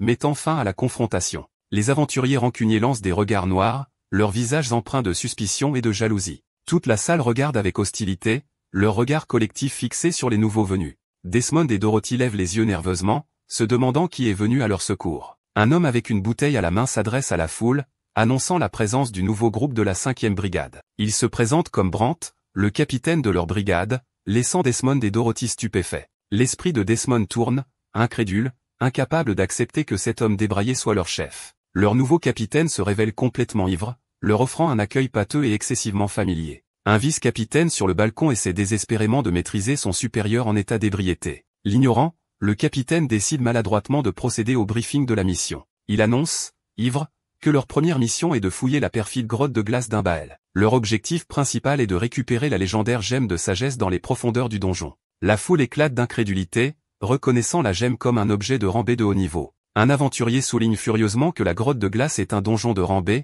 beaucoup trop dangereux pour eux. Un autre membre confronte Desmond, exigeant une explication à cette tâche apparemment impossible. Desmond réalise l'horrible vérité. Leur brigade de rang D est envoyée dans un donjon de rang B où ils seront complètement anéantis. Les aventuriers paniquent, envisageant leur disparition rapide et certaine aux mains de puissants monstres. Leur capitaine admet, ivre, que même avec sa propre magie puissante, leur succès est loin d'être garanti. Il sourit, leur disant de manière énigmatique que c'est la politique du chevalier et une leçon sur ce que signifie être un membre. Le groupe est complètement déconcerté, essayant de déchiffrer la vraie signification des paroles inquiétantes de leur capitaine. L'esprit de Desmond s'emballe, considérant l'ampleur du clan chevalier et quel pourrait être son véritable objectif. Desmond arrive à une conclusion horrible. Le clan considère les aventuriers de rang D comme totalement sacrifiables. Du balcon, leur capitaine ivre dit avec désinvolture à la foule paniquée de se calmer. Un sourire narquois et entendu se répand sur son visage alors qu'il s'apprête à révéler une autre vérité. Il confirme froidement leurs soupçons, admettant qu'ils ne sont en effet que des remplaçants. La salle éclate d'indignation alors que les aventuriers sont secoués par l'aveu brutal du capitaine. Desmond a du mal à accepter cette cruelle réalité, réalisant le côté sombre d'une grande organisation. Il essaie désespérément de concilier cette dure vérité avec le clan auquel Cynthia appartient. L'atmosphère dans la salle devient lourde d'hostilité alors que d'autres aventuriers expriment leur colère et leur peur. Avec une expression tendue, Desmond prie silencieusement pour que le chaos de la journée ait enfin atteint son apogée. Leur capitaine ignore le tumulte, expliquant qu'ils ont rassemblé 6 groupes pour une mission basée sur le nombre pur. Un diagramme révèle l'échelle massive de la 5e brigade, montrant que le groupe de Desmond n'est qu'un parmi de nombreux groupes de chair à canon. Le capitaine déclare qu'un groupe mènera la mission, exigeant que les autres suivent leurs ordres comme des chiens.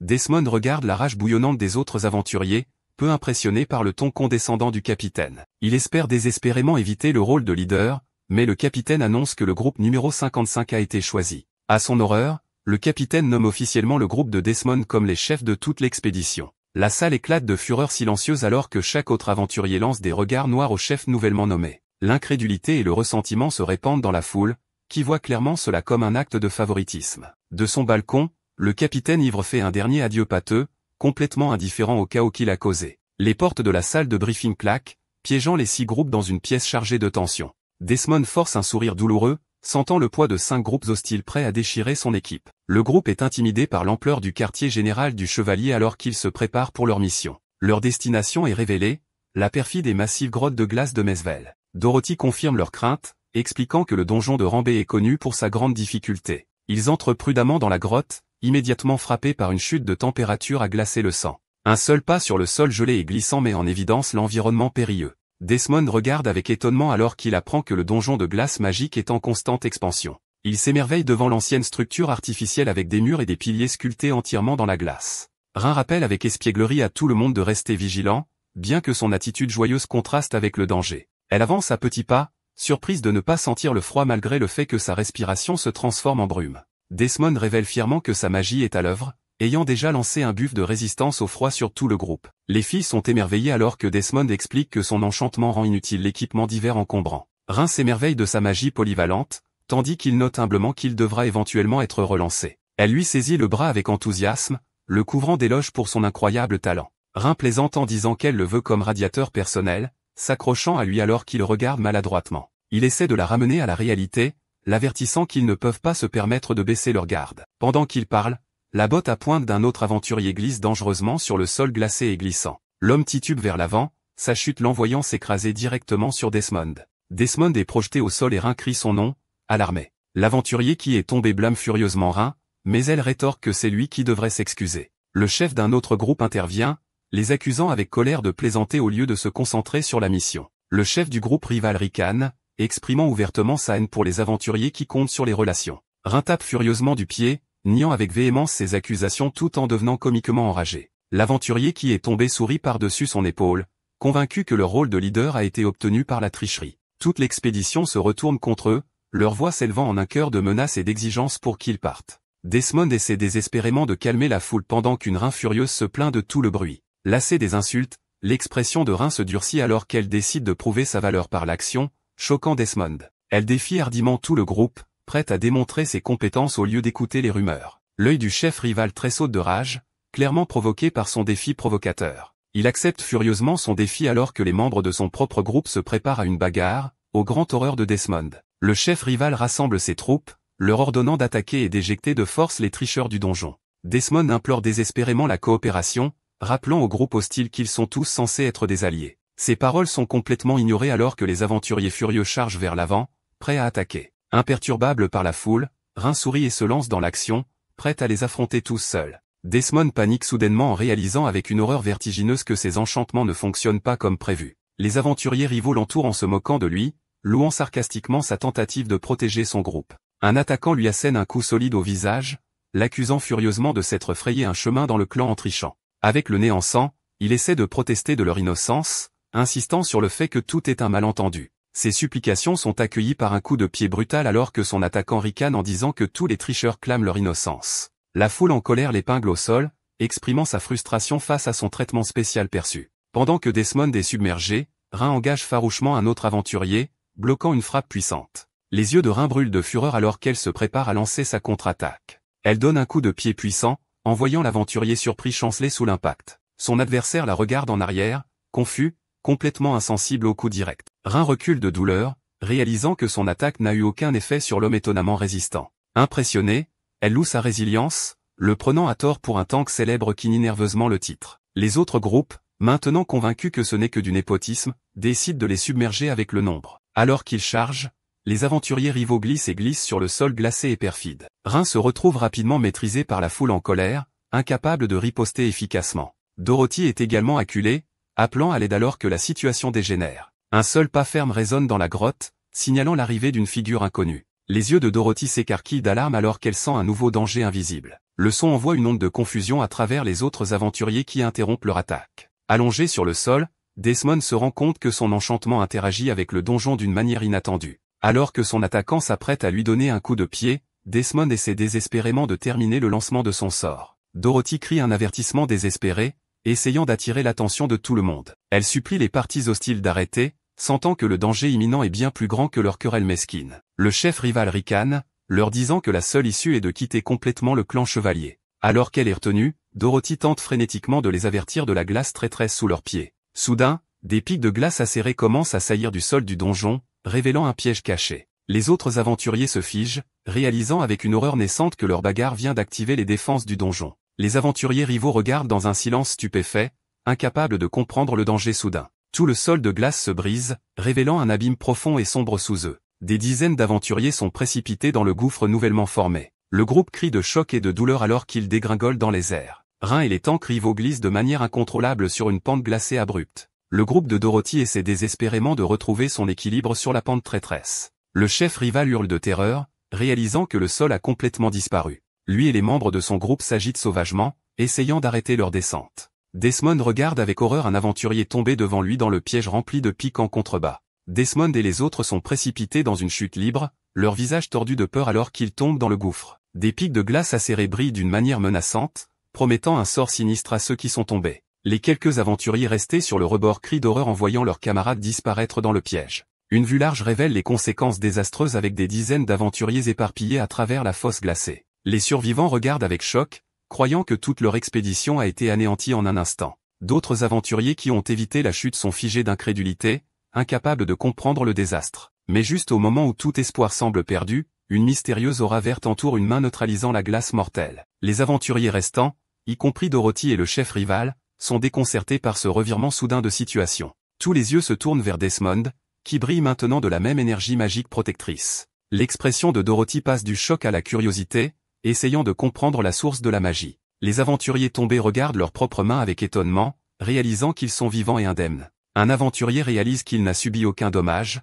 observant que les pics de glace se sont brisés contre son corps. Les aventuriers tombés éclatent de joie, ravis de constater qu'ils sont tous complètement sains et saufs. Le chef rival exprime son soulagement, mais son esprit s'emballe pour comprendre comment ils ont survécu à la mort certaine. Ses yeux se rétrécissent de suspicion alors qu'il scrute la zone, à la recherche de la source de ce miracle. Son regard se pose finalement sur Desmond, qui est allongé sur le sol glacé et brille toujours d'une magie protectrice. Malgré ses blessures, Desmond est l'épicentre de l'aura verte, son bâton pulsant de puissance. Le chef rival et ses compagnons regardent avec une incrédulité totale, luttant pour accepter ce qu'ils voient. Les autres aventuriers lèvent les yeux de la fosse, leur hostilité remplacée par la crainte et la confusion. Desmond serre les dents, l'énergie verte vacillant alors qu'il lutte pour se relever de la glace. Il parvient à se lever, expliquant qu'il a lancé un sort d'amélioration corporelle sur tout le monde juste à temps, mais avertit que c'est temporaire. Il les avertit que la protection est temporaire et qu'ils doivent trouver un moyen de sortir avant que d'autres pièges ne s'activent. Poussé à l'action, le chef rival ordonne à tout le monde d'utiliser des cordes et de remonter les aventuriers tombés.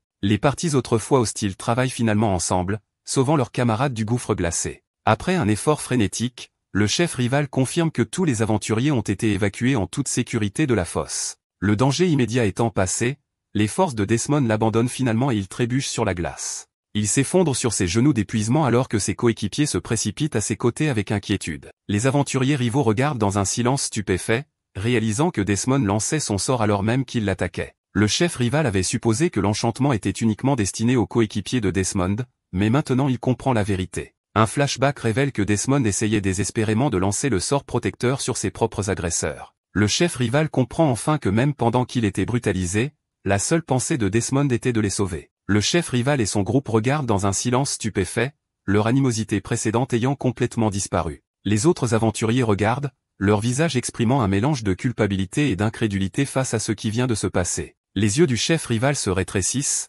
le poids de ses actions lui apparaissant enfin.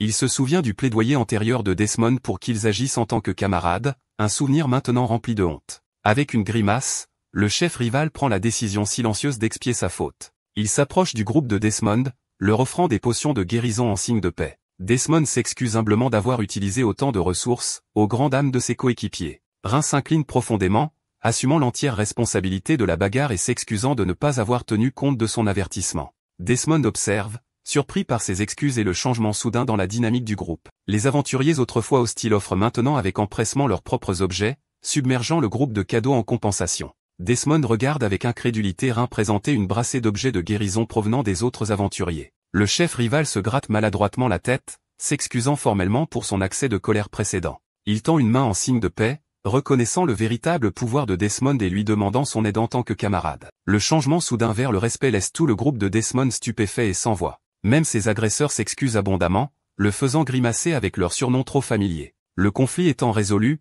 les aventuriers autrefois hostiles célèbrent maintenant leur unité retrouvée. Mais depuis les ombres, une nouvelle aventurière mystérieuse observe la scène avec un sourire narquois. Elle identifie le groupe d'après les rumeurs de l'examen et jette son dévolu sur le recrutement de leur enchanteur talentueux. Soudain, le sol gronde alors qu'une créature de glace massive commence à se former à partir des murs du donjon. Les aventuriers unifiés se tournent vers Desmond, leur nouveau chef, demandant comment leur groupe de Randés peuvent survivre. Desmond reconnaît pensivement le véritable danger du donjon, un plan se formant déjà dans son esprit. Il propose une solution simple aux aventuriers confus, il suffit d'éviter tous les ennemis et les pièges. Avec un regard déterminé, il révèle son plan audacieux pour neutraliser le donjon en détruisant son noyau. Il explique au groupe que briser le noyau affaiblira le donjon, ce qui facilitera grandement leur mission. Le chef rival considère le nouvel objectif, mais s'interroge sur la logistique de la recherche du noyau dans un endroit aussi vaste. Desmond rejette une simple recherche comme inefficace, soulignant qu'elle se transformerait en une course contre d'autres groupes. Une carte révèle que le donjon est un labyrinthe complexe,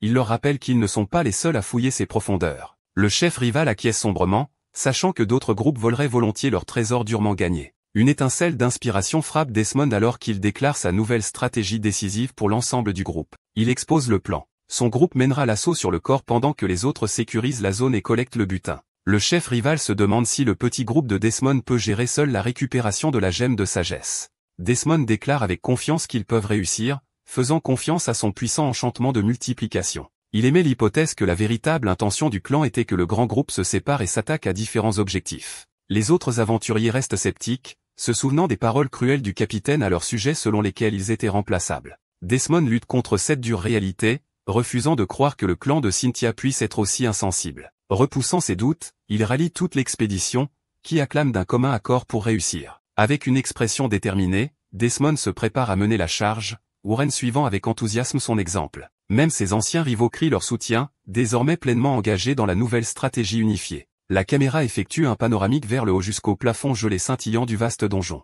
Leur chemin est révélé, un long couloir de glace perfide menant plus profondément dans l'inconnu. Le groupe s'aventure plus profondément dans le labyrinthe gelé et scintillant. L'expression de Desmond devient sérieuse alors qu'il prend en charge leur nouveau chemin. Il écarte rapidement Rin d'une route dangereuse et les oriente vers un passage plus sûr. Desmond rappelle à son propre petit groupe de rester vigilant contre les pièges et les monstres cachés du donjon. Alors que leur tank garant prend la parole, Desmond écoute avec une expression pensive. Le nain admet qu'il est soulagé qu'ils aient réussi à faire la paix avec les autres aventuriers. Un sourire chaleureux illumine le visage de Desmond alors qu'il est tout à fait d'accord avec son nouveau camarade. Il se souvient du chaos initial, se sentant perdu et dépassé par les accusations de triche. Mais maintenant, il réalise que tout le monde est beaucoup plus gentil qu'il ne l'avait jamais imaginé. Entouré de nouveaux amis, Desmond découvre la simple joie de la camaraderie et du travail d'équipe. Il souligne à son groupe que leur plan ne doit absolument pas échouer. Un diagramme illustre la sombre alternative. Sans la destruction du noyau, chaque groupe sera inévitablement anéanti. Il s'excuse de prendre les devants dans une mission aussi risquée,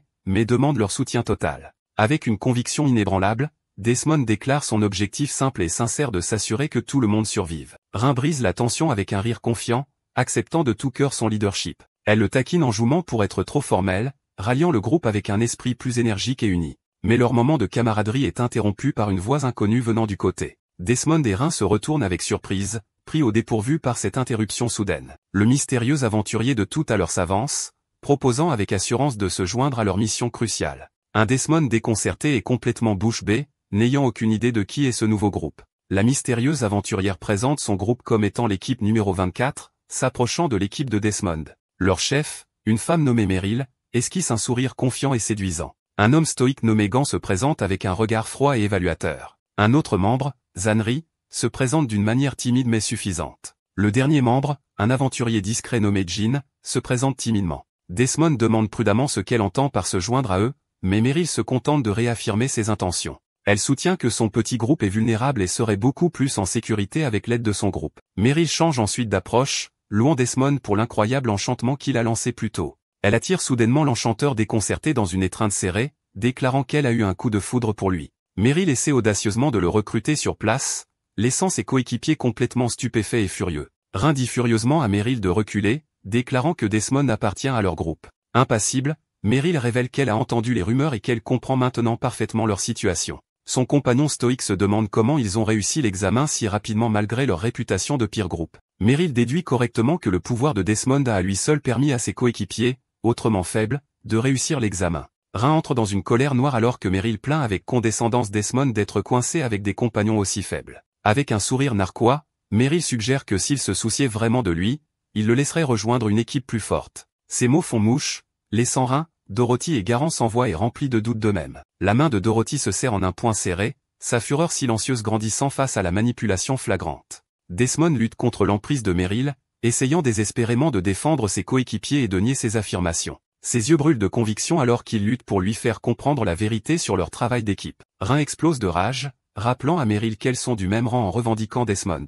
Meryl se moque de la comparaison, insistant sur le fait que sa force est de loin supérieure au niveau poubelle de Rin. Une Rin comiquement enragée exige des éclaircissements sur le type de poubelle, laissant Desmond déconcerté par son obsession. Le compagnon de Meryl, Gant, explique calmement que sa chef est têtue et obtient toujours ce qu'elle veut. Garant taquine en jouant Desmond à propos de sa popularité naissante tandis que Gant confirme la détermination de Meryl à le recruter. L'argument dégénère en une violente dispute face à face entre les deux rivales. Complètement épuisé par le drame, Desmond décide comiquement de se retirer complètement du conflit. Rin et Meryl le coincent, exigeant qu'il choisisse l'équipe qui le rejoindra. Submergé par la pression, Desmond fond comiquement dans le sol de glace pour échapper à leur querelle. Il refait surface avec un sourire crispé, essayant d'expliquer qu'il n'a pas à choisir entre elles. Un fort craquement résonne dans la grotte, stoppant net leur dispute. Les groupes qui se querellent regardent autour d'eux avec inquiétude, se demandant d'où vient le bruit. Ignorant le danger, Rin s'élance vers le son, ce qui provoque un avertissement paniqué de Desmond. Dorothy et Gérant acceptent de suivre Rin, mais Meryl essaie d'empêcher Desmond de partir. Elle attrape son bras, insistant pour qu'il vienne avec elle et son équipe plus forte à la place. Meryl insiste sur son point de vue, demandant s'il ne préférerait pas avoir des alliés puissants plutôt que des faibles. Desmond hésite, son expression illisible alors qu'il considère sa question manipulatrice. Il rejette calmement sa logique, à la grande surprise de Meryl et de son compagnon stoïque. Avec un sourire sincère, Desmond explique que leur soi-disant faiblesse est précisément ce qui fait d'eux une excellente équipe. Sa réponse sincère laisse Meryl complètement sans voix et confuse. Les yeux de Desmond s'écarquillent alors qu'une soudaine et effrayante réalisation lui apparaît. Il comprend enfin la véritable politique du clan. Les aventuriers de Rand ont toujours été destinés à être jetables. Le cri urgent de Rin le ramène à la réalité, l'alertant du danger immédiat. Prenant les commandes, Desmond déclare que son groupe et celui de Meryl formeront une équipe conjointe pour détruire le noyau. L'alliance nouvellement formée s'aventure dans un long couloir de glace inquiétant. Deux groupes autrefois rivaux marchent maintenant côte à côte dans les profondeurs du donjon. La température chute soudainement, ce qui provoque la fissuration et la solidification d'une potion d'un membre du groupe dans sa main. Il recule en état de choc, réalisant que la potion a gelé instantanément juste en touchant le mur de glace. Rin appelle soudain Desmond, pointant du doigt une nouvelle découverte au loin. Au loin, des silhouettes menaçantes faites de glace pure commencent à s'agiter, révélant un nouvel ennemi dangereux. Des éclats de glace déchiquetés commencent à crépiter et à se coalescer depuis le mur du donjon. Les cristaux éthérés se transforment rapidement en les membres puissants d'un nouveau monstre. Un golem de glace colossal avec un seul œil brillant domine les aventuriers. Le groupe regarde avec horreur alors que Dorothy identifie la créature comme un golem de glace. Le chef rival pâlit, réalisant qu'ils sont tombés sur le boss final du donjon. Mais devant le golem, une créature de glace plus petite, ressemblant à un loup, grogne de manière menaçante. L'œil du golem brille, se fixant sur le loup de glace beaucoup plus petit devant lui. Une puissante aura bleue s'embrase autour du golem alors qu'il se prépare à frapper. Il lève son bras massif et l'abat, anéantissant complètement le monstre plus petit. Le loup de glace est instantanément brisé en 1000 morceaux, démontrant la puissance écrasante du golem. Tout le groupe regarde dans un silence stupéfait, leur visage comiquement figé dans un état de choc pur. Regardant derrière un mur de glace, les aventuriers conviennent collectivement que la situation est désespérée. Alors que les autres paniquent et suggèrent une retraite, Rin aperçoit quelque chose de crucial derrière le monstre. Un rayon de lumière dorée illumine leur cible, le noyau du donjon étant juste derrière le golem colossal. Le groupe désespère, réalisant qu'ils doivent vaincre le boss final pour terminer leur mission. Rin s'avance avec assurance, rassurant les aventuriers paniqués que tout ira bien. Elle déclare joyeusement qu'avec les enchantements de Desmond, le boss ne fera pas le poids, à son grand malaise. L'œil de Desmond brille d'une lumière bleue brillante alors qu'il active sa compétence d'évaluation pour évaluer la menace. Une fenêtre holographique apparaît, scannant le golem de glace pour révéler ses forces et ses faiblesses cachées. Les résultats sont horribles, montrant que les statistiques du golem sont bien au-delà de tout ce à quoi ils ont jamais été confrontés. Desmond explique calmement que bien que sa magie multiplie les statistiques, elle a une limitation cruciale. La puissance brute du golem semble déformer l'air même autour d'eux. L'espoir du chef rival s'évanouit alors que Desmond confirme que même avec ses enchantements, ils ne peuvent pas vaincre le golem. Desmond s'excuse, admettant que leurs statistiques de base sont tout simplement trop faibles pour que sa magie puisse combler le fossé de puissance. Les aventuriers regardent le golem avec désespoir, croyant que leur mission est maintenant impossible. Mais Desmond refuse d'abandonner, son esprit s'emballe alors qu'il cherche une autre solution. Il révèle un nouveau plan. Ils ne peuvent pas vaincre le boss, mais ils pourraient être en mesure de résister à ses attaques. Il propose de lancer une amélioration de vitalité puissante sur tout le monde pour augmenter considérablement leur défense. Avec leur défense renforcée, ils peuvent simplement ignorer les attaques du golem et se précipiter directement vers le noyau. Une représentation comique montre Rin grignotant joyeusement la jambe du golem, illustrant leur nouvelle stratégie téméraire. Le chef rival se souvient de l'enchantement impressionnant qui les a sauvés plus tôt, mais reste sceptique. Il se penche, se demandant si un simple buff de défense peut vraiment résister à la puissance écrasante du golem. Desmond essaie de calmer leurs nerfs, mais les autres sont encore secoués par l'audace du plan. Il les rassure avec confiance qu'il a vérifié leurs statistiques et que leur défense améliorée sera plus que suffisante. Mais son expression confiante vacille alors qu'il réalise que quelqu'un manque au groupe. Desmond regarde autour de lui avec confusion, appelant Rin qui a soudainement disparu. Sans attendre le plan, Rin se précipite imprudemment en avant, exigeant que Desmond lance son sort. Le groupe panique, réalisant que leur bagarreuse tête brûlée a pris les devants avant que ses défenses ne soient en place. Meryl regarde la scène chaotique se dérouler, marmonnant avec incrédulité devant la folie de Rin. Elle se demande comment quiconque peut avoir une foi aussi aveuglant la magie pour se lancer tête la première dans un danger certain. Rin se lance sans peur sur le golem colossal, ignorant complètement le danger mortel. L'œil massif du golem pivote, se fixant sur la minuscule attaquante imprudente avec surprise. Le reste du groupe panique, pressant un Desmond stressé de lancer immédiatement le sort d'amélioration. Avec un cri déterminé, Desmond commence à canaliser sa magie, une aura verte flamboyante autour de lui. Ses yeux se plissent dans une intense concentration alors qu'il concentre toute sa puissance dans le sort. Mais à son grand étonnement, la magie d'amélioration ne s'active pas, le laissant complètement désorienté. Il baisse les yeux pour voir que le cristal sur son bâton a été complètement englouti dans un bloc de glace solide. Le visage de Desmond se tord dans une horreur comique alors qu'il réalise que son arme principale est inutile. Un retour en arrière révèle qu'il a accidentellement touché le mur super refroidi, congelant son bâton comme la potion. Il panique, réalisant que sans son bâton, il est complètement incapable de lancer ses enchantements cruciaux. Dorothy et les autres regardent avec le choc, réalisant que l'enchantement a échoué au pire moment possible. L'œil massif du golem brille, se fixant sur sa cible désormais sans défense. Rin étant complètement exposé, le monstre colossal se prépare à déclencher une attaque dévastatrice. La confiance de Rin vacille alors qu'une tempête d'éclats de glace acérée se précipite vers elle. Le golem déclenche une salve meurtrière, envoyant une volée de pics de glace directement sur le bagarreur. Ses yeux s'écarquillent de terreur alors qu'elle comprend enfin le danger mortel dans lequel elle se trouve. Le groupe regarde avec horreur, certains que leur coéquipier imprudent est sur le point d'être anéanti. Mais à la dernière seconde, Meryl plonge, taclant Rin au sol et hors de la ligne de tir. Meryl regarde Rin, sonner, et l'exhorte à bouger avant que le golem ne frappe à nouveau. L'œil du golem se fend de fureur, enragé que son attaque initiale ait été contrecarrée. Le golem déclenche une autre volée de pics de glace, forçant Rin et Meryl à se mettre à l'abri. Le reste du groupe observe avec terreur, réalisant que les deux ont à peine survécu à l'assaut. Sur pied, Meryl fixe Rin, furieuse de son imprudence alors que le golem se prépare à frapper à nouveau. Le corps cristallin du monstre brille de puissance, attirant des éclats de glace lâches pour amplifier sa prochaine attaque. Les yeux de Rin s'écarquillent d'alarme lorsqu'elle remarque que Meryl a été blessée dans le chaos. Un gros plan montre qu'un grand éclat de glace a transpercé l'armure de jambe de Meryl. Meryl serre les dents de douleur, réalisant qu'elle a été blessée en sauvant sa rivale. Submergée par la culpabilité, Rin attrape le bras de Meryl pour la soutenir. Rin soutient Meryl blessée, un nouveau sens des responsabilités dans les yeux. Meryl exhorte Rin à s'échapper, mais Rin refuse farouchement, insistant sur le fait qu'elle n'abandonnera pas celle qui vient de lui sauver la vie. Alors qu'une autre volée meurtrière d'éclats de glace tombe, Rin tient tête avec défi avec Meryl blessée. Mais l'attaque est soudainement bloquée, se brisant contre un bouclier de glace massif nouvellement formé. Rin et Meryl lèvent les yeux dans une incrédulité stupéfaite, se demandant d'où vient cette protection miraculeuse. Leur sauveur se révèle être Garant, qui s'est précipité avec son bouclier juste à temps. Avec un regard déterminé, le nain les avertit qu'il ne peut pas tenir la position longtemps et les exhorte à bouger. Mais son moment héroïque est interrompu lorsqu'il trébuche comiquement et se plante le visage sur le sol de glace. Meryl panique alors que Rin avertit que le golem prépare déjà son prochain assaut dévastateur. Les trois aventuriers se serrent les uns contre les autres dans une terreur comique, complètement à court d'options. Soudain, une vague de feu intense jaillit derrière eux, faisant fondre les pics de glace entrant en plein vol. Rin et Meryl regardent avec un choc total, complètement déconcertés par l'apparition de feu dans un donjon gelé. La magicienne du groupe, Dorothy, révèle qu'elle a neutralisé l'attaque avec un sort puissant, stupéfiant Rin par sa force cachée. Cependant, Dorothy s'effondre comiquement, admettant qu'elle est complètement à court de mana après ce seul lancer puissant. Les autres aventuriers paniquent, réalisant que leur situation ne s'est qu'aggravée, avec plus de personnes maintenant bloquées et en danger. Un Desmond paniqué ordonne aux autres de se regrouper, essayant désespérément de reprendre le contrôle de la situation.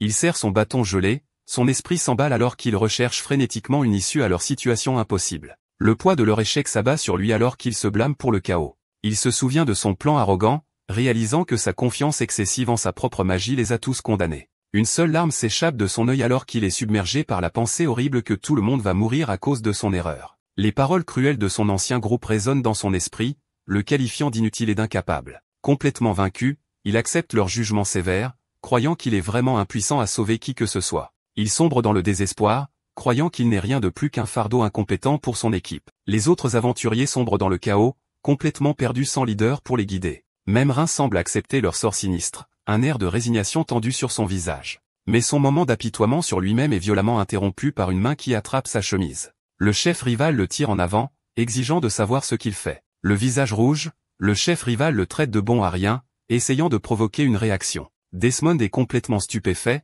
sorti de son état dépressif par la soudaine confrontation. Le chef rival le défie ensuite, lui demandant s'il croit vraiment qu'il ne vaut rien. Un Desmond en larmes lève les yeux, comprenant enfin la tentative désespérée d'aide de son ancien rival. Le chef rival le réprimande pour avoir abandonné alors que tout le monde se bat, révélant comiquement qu'il buvait sur le lieu de travail. Le chef rival insiste sur le fait que sa consommation d'alcool est une partie cruciale de sa stratégie en tant que médecin. Il commence alors à verser le contenu de la bouteille directement sur le bâton gelé de Desmond. Desmond regarde avec une confusion totale, se demandant pourquoi son bâton reçoit un bain d'alcool. Le chef rival explique fièrement sa tactique intelligente. L'alcool ne gèle pas à ces températures. Un schéma utile explique le principe scientifique derrière le faible point de congélation de l'alcool. Il admet que le liquide seul n'est aussi efficace que de l'eau tiède contre la glace épaisse. Mais combiné à sa propre chaleur corporelle, il devient un puissant agent de dégivrage. L'espoir brille dans les yeux de Desmond alors qu'il voit la glace sur son bâton commencer à fondre. Alors que le bâton dégèle, l'assaut implacable du golem se poursuit en arrière-plan. Des éclats de glace acérés continuent de voler, leur rappelant que leur temps est compté. Les membres du groupe bloqué se préparent à l'impact, leur visage marqué par la peur et la résignation. Le chef rival accepte sombrement leur sort, reconnaissant qu'ils ne peuvent pas échapper aux attaques indéfiniment. Meryl l'exhorte à sauver tout le monde, mais il refuse comiquement, insistant sur le fait qu'il préférerait être sauvé lui-même. Alors que le golem prépare une autre attaque, le chef rival désespère, convaincu qu'un donjon de Rambé est insurmontable. Le golem déclenche une vague de puissance aveuglante, sa force pure submergeant les aventuriers. Desmond regarde avec une intense concentration, La pression monte alors que ses amis font face à une mort certaine. Mais une soudaine aura verte enveloppe le groupe, les laissant stupéfaits de constater qu'ils ont survécu à l'explosion. Rin lève les yeux avec incrédulité, reconnaissant la vague familière de magie protectrice. Son bâton enfin libre, Desmond se tient ferme, déclenchant un enchantement massif qui protège ses alliés. Il annonce calmement son rétablissement alors qu'une fenêtre système confirme le lancement réussi de sa magie d'amélioration. Le chef rival se plaint comiquement d'avoir des engelures à cause de sa propre stratégie de dégivrage intelligente. Rechargé par l'enchantement, tout le groupe acclame Desmond, leur espoir pleinement restauré. Le bâton de Desmond pulse d'une immense énergie verte, maintenant pleinement opérationnel et prêt à être déchaîné. Sa confiance ravivée, Desmond se tient grand, prêt à renverser le cours de la bataille. Ses yeux brûlent d'une résolution nouvelle, son moment de faiblesse complètement effacé. L'œil du golem de glace brille, sentant le changement soudain et spectaculaire de puissance des aventuriers. Il serre son bâton fermement, demandant à ses alliés s'ils sont prêts pour l'attaque finale. Avec un cri de guerre unifié, le groupe nouvellement puissant se prépare à lancer son assaut. Une empreinte magique verte apparaît sur son bâton, faisant allusion à une nouvelle tactique non conventionnelle. Desmond rugit l'ordre d'attaquer, déchaînant toute la force de sa magie. Rin sent sa vitalité et sa force augmenter alors que les enchantements puissants de Desmond prennent effet.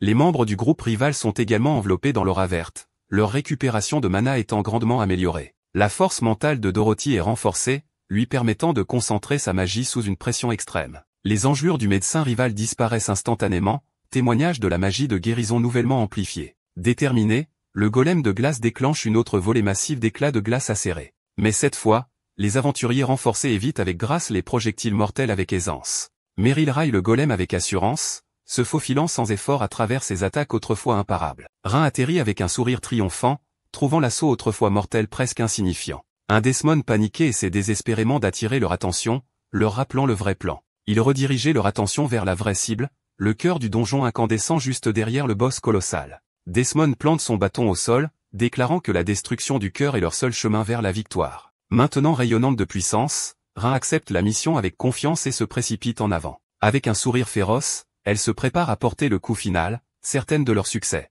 Mais le golem de glace riposte, son œil se fixant sur elle alors qu'il balance son bras massif. Dorothy crie en guise d'avertissement en voyant Rin foncer directement sur le monstre. La confiance de Rin s'effondre lorsqu'elle réalise que l'attaque du golem est dirigée droit sur elle. Elle est projetée en arrière par la force de l'impact, réussissant à peine à résister au coup. Dorothy se précipite à ses côtés tandis qu'une Rin frustrée déplore sa proximité du cœur. Les membres du groupe rival observent avec horreur le golem se préparer à frapper à nouveau. Leur désespoir s'aggrave lorsqu'ils voient le cœur du donjon soudainement enveloppé d'une épaisse couche protectrice de glace. Les aventuriers regardent avec consternation le cœur du donjon commencer à s'enfoncer dans le corps du golem. Le soigneur rival crie de frustration, réalisant que le monstre essaie de cacher sa seule faiblesse. Alors que le cœur s'enfonce plus profondément, il réalise qu'une fois disparu, leur mission sera un échec complet. Les membres du groupe rival paniquent, demandant désespérément ce qu'ils sont censés faire maintenant. Mais alors que la panique se répand, les yeux de Desmond se rétrécissent avec une résolution d'acier, un nouveau plan prenant déjà forme. Il prend les commandes, criant son nouveau plan pour une tactique de diversion. Il explique la stratégie. Tout le monde attira l'attention du boss, créant une ouverture pour qu'une personne frappe le cœur. Meryl se porte immédiatement volontaire pour ce rôle crucial, confiante que sa vitesse est inégalée. Le cœur est maintenant presque complètement hors de vue, ne leur donnant qu'une seule chance de victoire. Unis par un seul but, tout le groupe fonce en avant pour exécuter leur dernier gambit désespéré. Les membres du groupe provoquent le golem, essayant désespérément d'attirer son attention. Sa tête massive se tourne, son seul œil rempli d'une irritation croissante face aux distractions. Garant et le soigneur rival trébuchent comiquement, réussissant à se faire des cibles irritantes. Le golem mord à l'hameçon, son corps cristallin crépitant alors qu'il se prépare à écraser les leurs. Voyant l'ouverture, Desmond crie le signal pour que leur véritable plan commence. Les yeux de Rin se rétrécissent avec une détermination féroce, prête à saisir l'opportunité cruciale. Elle sprint sur la glace, une petite silhouette fonçant vers le monstre colossal distrait. Le chef rival observe avec une expression tendue, espérant désespérément qu'elle arrive à temps. Dorothy et les autres ne peuvent qu'observer avec terreur, priant pour que leur plan réussisse. Pendant ce temps, les leurs évitent de justesse un énorme pic de glace, montrant le véritable danger de leur rôle. Avec un regard de détermination d'acier, Desmond sait que le sort de ses camarades repose sur cette seule frappe cruciale. Il est hanté par la vision de son ancien groupe, leur visage suffisant comme un douloureux rappel de son humiliation passée. Avec une vitesse incroyable, Meryl se lance en l'air, visant un coup décisif sur la faiblesse du golem. Son visage se tord de concentration féroce alors qu'elle met toute son énergie dans l'attaque. Avec un dernier cri désespéré, elle plante sa lame, brisant la glace autour du cœur. Mais au lieu de se briser, son épée rencontre une surface inflexible avec un impact discordant. Un large sourire triomphant se répand sur son visage, certaine d'avoir détruit le cœur. Mais le reflet dans son œil révèle une vue horrible. Le cœur est maintenant protégé par une nouvelle barrière cristalline. Elle baisse les yeux avec stupeur pour voir sa lame arrêtée nette par une épaisse couche de cristal protecteur nouvellement formée. Les autres membres du groupe crient de choc. Leurs visages sont un masque d'horreur alors qu'ils réalisent que le dernier Gambit a échoué. Ils réalisent que le golem défend intelligemment son cœur tout en les attaquant simultanément. Le visage des chefs rivaux perd de sa couleur alors que la dure réalité de leur situation s'installe. L'espoir de Desmond se brise complètement, convaincus qu'ils sont complètement condamnés. Ils fixent le cœur renforcé, croyant que leur seule et unique chance a été perdue à jamais. Le cœur incandescent continue de reculer, menaçant de disparaître complètement de leur portée. Le reste du groupe observe avec terreur la fermeture rapide de leur fenêtre d'opportunité. Une seule larme s'échappe de l'œil de Desmond alors qu'il accepte enfin leur défaite complète et totale. Mais un cri de défiance transperce le désespoir, refusant de les laisser se rendre. Le cri soudain sort Desmond de sa stupeur, ses yeux s'écarquillant de surprise. Ses reins, son visage un masque de détermination féroce alors qu'elle rallie ses camarades vaincus. Inspiré par sa défiance, l'archer du groupe rival saisit son arc avec un but renouvelé. Les autres observent, surpris par cette soudaine et inattendue poussée d'action. L'archer s'élance dans les airs, décochant une flèche alors qu'il s'élève vers le golem. Il rugit que si l'attaque d'une personne échoue, une autre sera toujours là pour faire suite. Son cri de défiance touche une corde sensible chez Desmond, qui lève les yeux avec une compréhension naissante. Il se souvient de la cruelle philosophie du chef de clan, la voyant maintenant sous un nouveau jour de défiance. Canalisant toute sa puissance, l'archer décoche une seule flèche brillante de lumière. Le projectile traverse le champ de bataille, un flot doré visant le point faible du golem. L'œil du golem se fissure, enregistrant la menace imminente un instant trop tard. Avec un impact tonitruant, la flèche frappe le bouclier cristallin, le brisant au contact. Le soigneur rival panique, réalisant que le golem régénéra son bouclier avant que la flèche ne puisse frapper le cœur. Avec un cri déterminé, Dorothy refuse de laisser passer leur dernière chance. Elle lance une puissante boule de feu visant à dégager un chemin pour la flèche entrante. La flèche dorée poursuit sa trajectoire, traversant l'explosion de feu vers sa cible. Dans un éclat de lumière brillant, la flèche perce le cœur du donjon exposé. Desmond et le chef rival regardent avec un étonnement total le succès impossible. Tout le groupe, y compris une reine aux yeux écarquillés, observe la scène se dérouler avec incrédulité. Les autres aventuriers observent, leurs expressions un mélange de choc et d'espoir naissant. Une fissure massive se répand sur le cœur du donjon, qui se brise ensuite en 1000 fragments incandescents. Le visage de Desmond est un masque de pur choc et de soulagement alors qu'il assimile leur incroyable victoire. Dorothy et le chef rival ne peuvent que regarder les fragments incandescents du cœur pleuvoir. Les autres aventuriers sont tout aussi stupéfaits, leur visage figé dans l'incrédulité. La mâchoire de Desmond pend, la réalité de leur victoire impossible s'installant lentement. Le corps du golem de glace commence à se fissurer et à se désagréger, sa source d'énergie complètement anéantie. Alors que le monstre s'effondre, une vague massive d'eau glaciale jaillit du sol, engloutissant le champ de bataille. Le groupe est soudainement trempé, grelottant de manière incontrôlable alors que la température du donjon chute en flèche. Les murs de glace de la chambre commencent à gémir et à se briser, révélant la structure en pierre en dessous. Un massif pilier de pierre émerge de la glace fondante, modifiant le paysage de la pièce. Une ancienne arche de pierre est révélée, laissant entrevoir un passage caché ou la sortie. Le groupe se tient au milieu du donjon en train de dégeler, réalisant que leur victoire a déclenché une transformation massive. Un flashback montre le choc initial de Desmond en découvrant le donjon entièrement gelé. Le souvenir se concentre sur la figure imposante du golem de glace, un gardien apparemment invincible. Le chef rival rappelle avec amusement à Desmond sa propre théorie sur la destruction du cœur pour vaincre le monstre. Dorothy et une reine stupéfaite observent, attendant l'annonce officielle de leur succès. Avec une prise ferme sur son bâton, Desmond se prépare à officialiser leur victoire. Tout le groupe éclate en acclamation alors qu'il déclare officiellement la mission un succès retentissant. Ses anciens rivaux le couvrent maintenant d'éloges, reconnaissant son incroyable leadership. Une reine extatique s'attaque à Desmond avec un câlin, mais il détourne humblement le crédit de leur victoire. Avec un sourire reconnaissant, il reconnaît que leur victoire n'a été possible que parce que tout le monde était là. Un dernier flashback montre le golem intimidant et son cœur incandescent, un rappel brutal du défi qu'ils ont surmonté en équipe. Alors que la célébration continue, l'attention du groupe est attirée par un objet incandescent inattendu. Un brillant artefact rouge, la légendaire gemme de sagesse, se matérialise devant eux. Les membres du groupe rival regardent avec stupéfaction, réalisant que leur objet de quête était caché ici depuis le début. Meryl sourit tandis que les autres célèbrent la conquête d'un donjon de Rambé et l'accomplissement de leur tâche. Avant que personne ne puisse réagir, elle arrache rapidement la précieuse gemme des airs. Son mouvement soudain laisse Desmond et le groupe rival complètement abasourdis. D'un geste triomphant et provocateur, elle revendique le trésor comme sien. Elle fait ensuite pendre la gemme comme un appât, offrant à Desmond une place dans son groupe s'il le souhaite. Le chef rival la regarde furieusement, agacé que Meryl tente toujours de débaucher leur joueur vedette. Meryl sourit simplement, déclarant que sa performance ne fait que renforcer sa détermination à le recruter. Rhin confronte furieusement Meryl, arguant que le trésor était un effort d'équipe et appartient à tout le monde. Meryl se moque de l'accusation, serrant la gemme tandis que le chef rival demande timidement à la voir. Elle refuse avec défi, déclarant que la gemme est son levier pour forcer Desmond à rejoindre son groupe.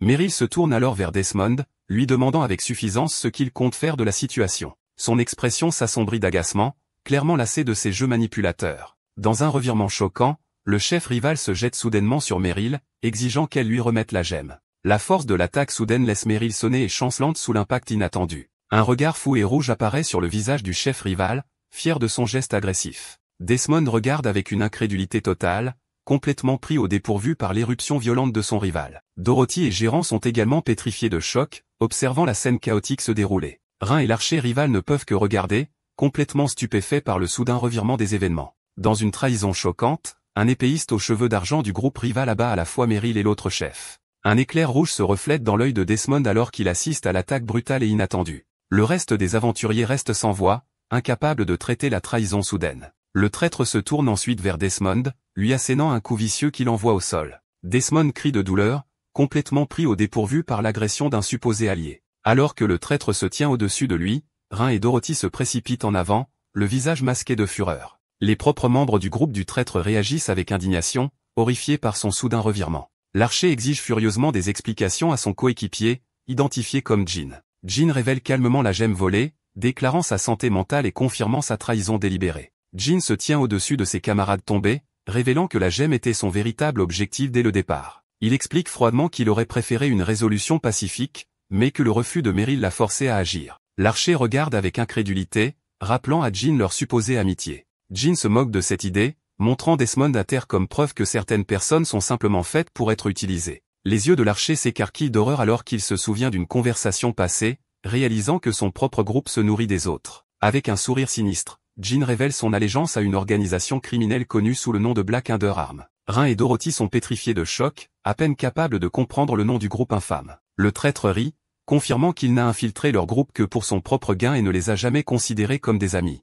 L'archer serre les dents, le visage tordu de rage face à la trahison dévastatrice. Vaincu par la fureur, l'archer décoche une flèche, visant à abattre son ancien allié traître. Jean claque sa langue avec agacement, les yeux froids et dédaigneux face à l'attaque imminente. Il dévie sans effort la flèche avec son épée, jugeant la tentative complètement futile. L'archer regarde avec incrédulité Jean se moquer de sa force, affirmant connaître déjà ses limites. Jean se moque du reste du groupe, révélant que leur magie d'amélioration s'est estompée, les laissant sans défense. Il révèle avec suffisance que son propre niveau de puissance dépasse largement le rang C, un fait qu'il avait gardé secret. Le visage de l'archer se tord de frustration, réalisant l'écart énorme dans leur capacité. Rhin et Dorothy regardent avec défi, leur colère se mélangeant à l'horreur grandissante de leur situation. Goran transpire nerveusement tandis que Jean explique qu'avec son identité révélée, il n'y a plus besoin de prétention. Le traître regarde ses camarades tomber, confirmant qu'il n'a aucune intention de laisser des témoins. Avec un sourire sinistre et des yeux rouges brillants, Jean déclare son intention d'éliminer tous ceux qui sont présents. D'un seul mot, Jean se jette en avant, un flot de mouvements déterminé à les achever tous. Desmond est immobile sur le sol glacé, complètement à la merci du traître. Les aventuriers restants ne peuvent qu'observer avec horreur l'épéiste aux cheveux d'argent se rapprocher. Son esprit sombre dans l'obscurité, submergé par la douleur et le choc de la trahison. L'archer serre les mâchoires, maudissant leur impuissance face à cette menace écrasante. Il crie à Rhin et aux autres, réalisant que leur seul espoir est de se disperser et de courir pour sauver leur vie. Prenant les choses en main, l'archer hisse Desmond inconscient sur son dos, prêt à prendre la fuite. Mais Jean apparaît instantanément devant lui, sa lame prête à abattre quiconque oserait fuir. Un sourire cruel se répand sur le visage de Jean alors qu'il promet qu'aucun témoin ne quittera ce donjon. L'archer tente désespérément de bloquer l'attaque, mais la lame de Jean descend avec une force imparable. Les yeux de l'archer s'écarquillent de terreur alors qu'il regarde sa propre fin. Il se prépare au coup final, protégeant Desmond inconscient de son propre corps. Mais l'expression de Jean se tord d'agacement car son attaque ne parvient pas à atteindre sa cible. L'archer regarde en arrière, son choc initial se transformant en défi grinçant. Dorothy et Gérant ne peuvent que regarder, stupéfaits par le soudain revirement des événements. Les yeux de Rhin se rétrécissent, une lueur de compréhension apparaissant alors qu'elle observe la scène. Le traître est projeté en arrière, complètement déconcerté quant à la raison pour laquelle son puissant coup a été inefficace. Jean est furieux, certain que leur magie d'amélioration s'est estompée et les a laissés sans défense. Le cri de Rhin attire l'attention de l'archer sur Desmond, qui est maintenant conscient et alerte. Alors que Desmond tousse, l'archer réalise que leur protecteur est celui qui a d'une manière ou d'une autre arrêté l'attaque du traître. Jean tente furieusement de comprendre comment son attaque a été bloquée, rejouant le moment où Desmond a été frappé. L'archer admet timidement qu'il a mal jugé la situation tandis que Desmond le regarde, toujours en train de récupérer. Avec un sourire sinistre, Jean admet qu'il a hésité à éliminer Desmond, pensant qu'il pourrait lui être utile. Maintenant rempli de regrets, il brandit sa lame, furieux de ne pas avoir éliminé la plus grande menace en premier. Les membres du groupe restant assistent à la confrontation, leurs expressions étant un mélange de choc et de défi. Décidant que cela ne vaut pas la peine, Jean les renvoie, ayant déjà récupéré la gemme. Il se tourne et s'enfuit vers la sortie, choisissant de battre en retraite avec son butin plutôt que de poursuivre le combat. Jean jette un coup d'œil en arrière avec un signe de la main moqueur, se moquant de la confiance naïve du groupe et de la facilité avec laquelle ils ont été manipulés. Les paroles cruelles de Jean sur la commodité des alliés touchent une corde sensible, alimentant la rage de Desmond. Desmond serre le poing de frustration, comprenant enfin la vraie signification du travail d'équipe et la douleur de la trahison. Desmond est écrasé par le poids de leur échec, réalisant que la gemme est partie et que leur plan est en ruine. Une voix pleine de défi déclare soudainement que le vrai idiot est Jean, attirant l'attention de tous. Dorothy et Goran regardent, stupéfaits par l'acte soudain de défi. La source du défi est Meryl, qui se relève de la glace malgré ses blessures. Avec un regard féroce, elle réprimande le traître pour son arrogance et pour les avoir sous-estimés. Elle se moque de leur alliance superficielle, certaine qu'il ne s'est jamais donné la peine d'apprendre ses vraies capacités. Alors que les autres regardent avec confusion, elle rappelle au traître un détail crucial qu'il a négligé. Elle révèle ensuite que sa vraie classe est celle d'un voleur, brandissant triomphalement la gemme qu'elle vient de lui voler. Desmond est complètement stupéfait par le revirement inattendu, son espoir soudainement ravivé. Dorothy et Goran sont tout aussi stupéfaits, incapables de croire ce qu'ils voient. Goran et Rhin regardent avec un choc à bouche ouverte le revirement incroyable des événements. Le traître se vérifie frénétiquement, exigeant de savoir quand elle a pu lui voler la gemme. Avec un sourire sanglant mais triomphant, Meryl déclare qu'il a eu exactement ce qu'il méritait. Furieux d'avoir été déjoué, Jean riposte par une autre attaque brutale, envoyant Meryl au sol. Desmond ordonne d'urgence aux médecins de soigner leurs camarades tombés tandis que Jean reste près de la sortie du donjon. Un rire sinistre et condescendant s'échappe du traître, clairement amusé par leur situation désespérée. Les aventuriers restants se tournent vers le son. Leur visage est un mélange de colère et d'appréhension. Jean admet avec un rictus qu'il les a sous-estimés, furieux d'avoir été déjoué par ceux qu'il considérait comme des déchets. Ses yeux brillent d'une lumière menaçante alors qu'il jure de revenir et d'éliminer chacun d'eux. Le groupe recule, le poids glaçant de sa menace pesant lourd dans l'air. Avec une dernière provocation, Jean prévient que son organisation est partout, semant des graines de doute sur leurs alliés. Le traître disparaît par la sortie du donjon, ses paroles glaçantes résonnant dans la chambre maintenant vide. Les aventuriers restants restent dans un silence stupéfait, traitant la brutale trahison qu'ils viennent de survivre. Alors que le chef rival blessé se réveille avec un cri furieux, le groupe se prépare à évacuer le donjon. Leur première mission avec le jardin chevalier se termine officiellement tandis que les blessés sont évacués sur des brancards. Les visages inconscients de Meryl et du chef rival rappellent brutalement le prix élevé de leur victoire. Le groupe épuisé émerge finalement du donjon glacé, laissant derrière lui le chaos et la trahison. Desmond se tient avec son équipe, réfléchissant sobrement à leur mission réussie mais incroyablement coûteuse. Il serre la gemme récupérée, ayant appris une dure leçon sur l'importance des camarades dans l'unité.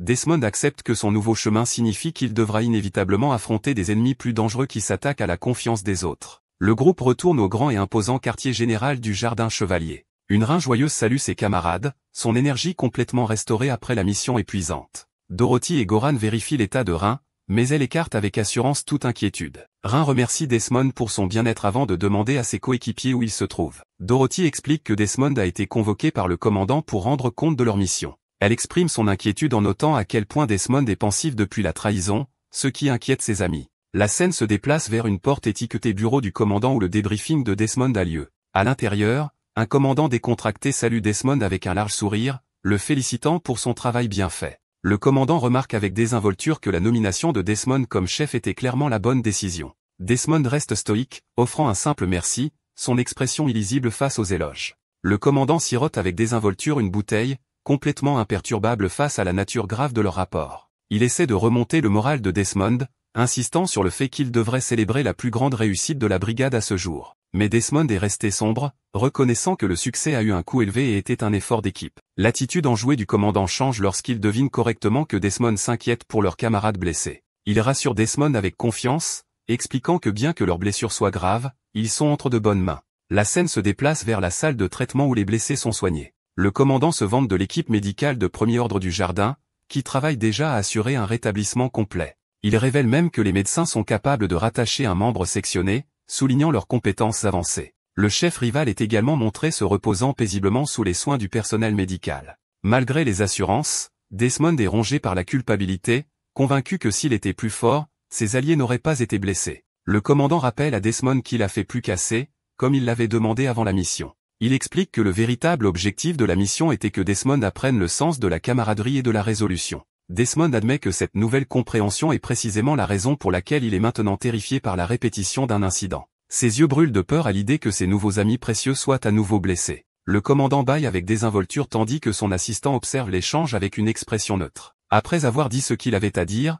Desmond fait une dernière révérence et quitte le bureau du commandant. Il marche seul dans le long couloir silencieux, perdu dans ses pensées lourdes. L'assistant craint que le leadership n'ait été imposé à Desmond trop tôt, mais le commandant semble comprendre. Il spécule que Desmond n'a jamais eu de vrai camarade auparavant et qu'il assume trop de responsabilités. L'assistant ajuste ses lunettes, une lueur de compréhension traversant son visage alors qu'elle considère la perspicacité du commandant. Le commandant sait que Desmond est sur le point de craquer, mais considère cette expérience douloureuse comme une épreuve nécessaire. L'assistant confisque rapidement la boisson du commandant, à son grand désarroi. Pendant ce temps, Desmond continue sa marche solitaire dans le couloir, ses pas lourds de pensée. Il regarde en arrière, rongé par l'incertitude et se demandant quelle sera sa prochaine action. Son esprit est inondé d'images traumatisantes de la bataille et de la trahison brutale de Jean. Il pense à ses nouveaux camarades souriants, terrifié à l'idée que l'un demeure sous sa surveillance. La promesse glaçante du traître de revenir et de les éliminer résonne dans sa mémoire. Le souvenir de la violente trahison traverse son visage, un regard d'horreur pure dans ses yeux.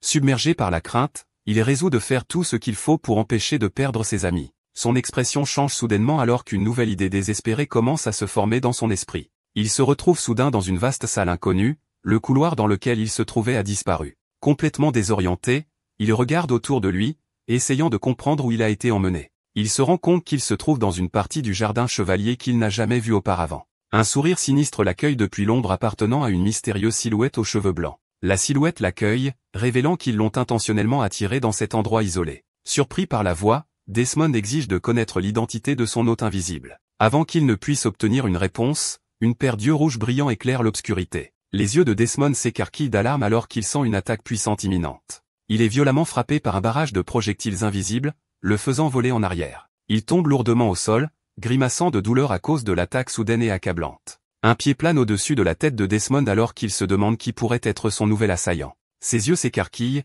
essayant de comprendre l'apparition soudaine d'un autre ennemi puissant. La femme mystérieuse se révèle, déclarant qu'elle a entendu parler de son sort d'enchantement unique. Avec un sourire acéré, elle offre une salutation effroyablement joyeuse. Une vague de terreur pure submerge Desmond alors qu'il sent l'immense danger. Il se relève en titubant, la reconnaissant instinctivement comme une menace écrasante. Ses yeux brillent en bleu alors qu'il active sa compétence d'évaluation pour identifier la femme mystérieuse. Un éclair de lumière émane de ses yeux alors que la compétence prend effet. Desmond est laissé complètement sans voix par les informations choquantes que révèle sa compétence. Il serre le poing, incapable de comprendre la vérité incroyable qu'il vient de découvrir. Son évaluation révèle des statistiques si incroyablement élevées qu'il ne peut que conclure qu'elle doit être de rang S. Il regarde depuis le sol complètement. D'accord, c'est la fin de l'histoire. Merci d'avoir regardé. À la prochaine.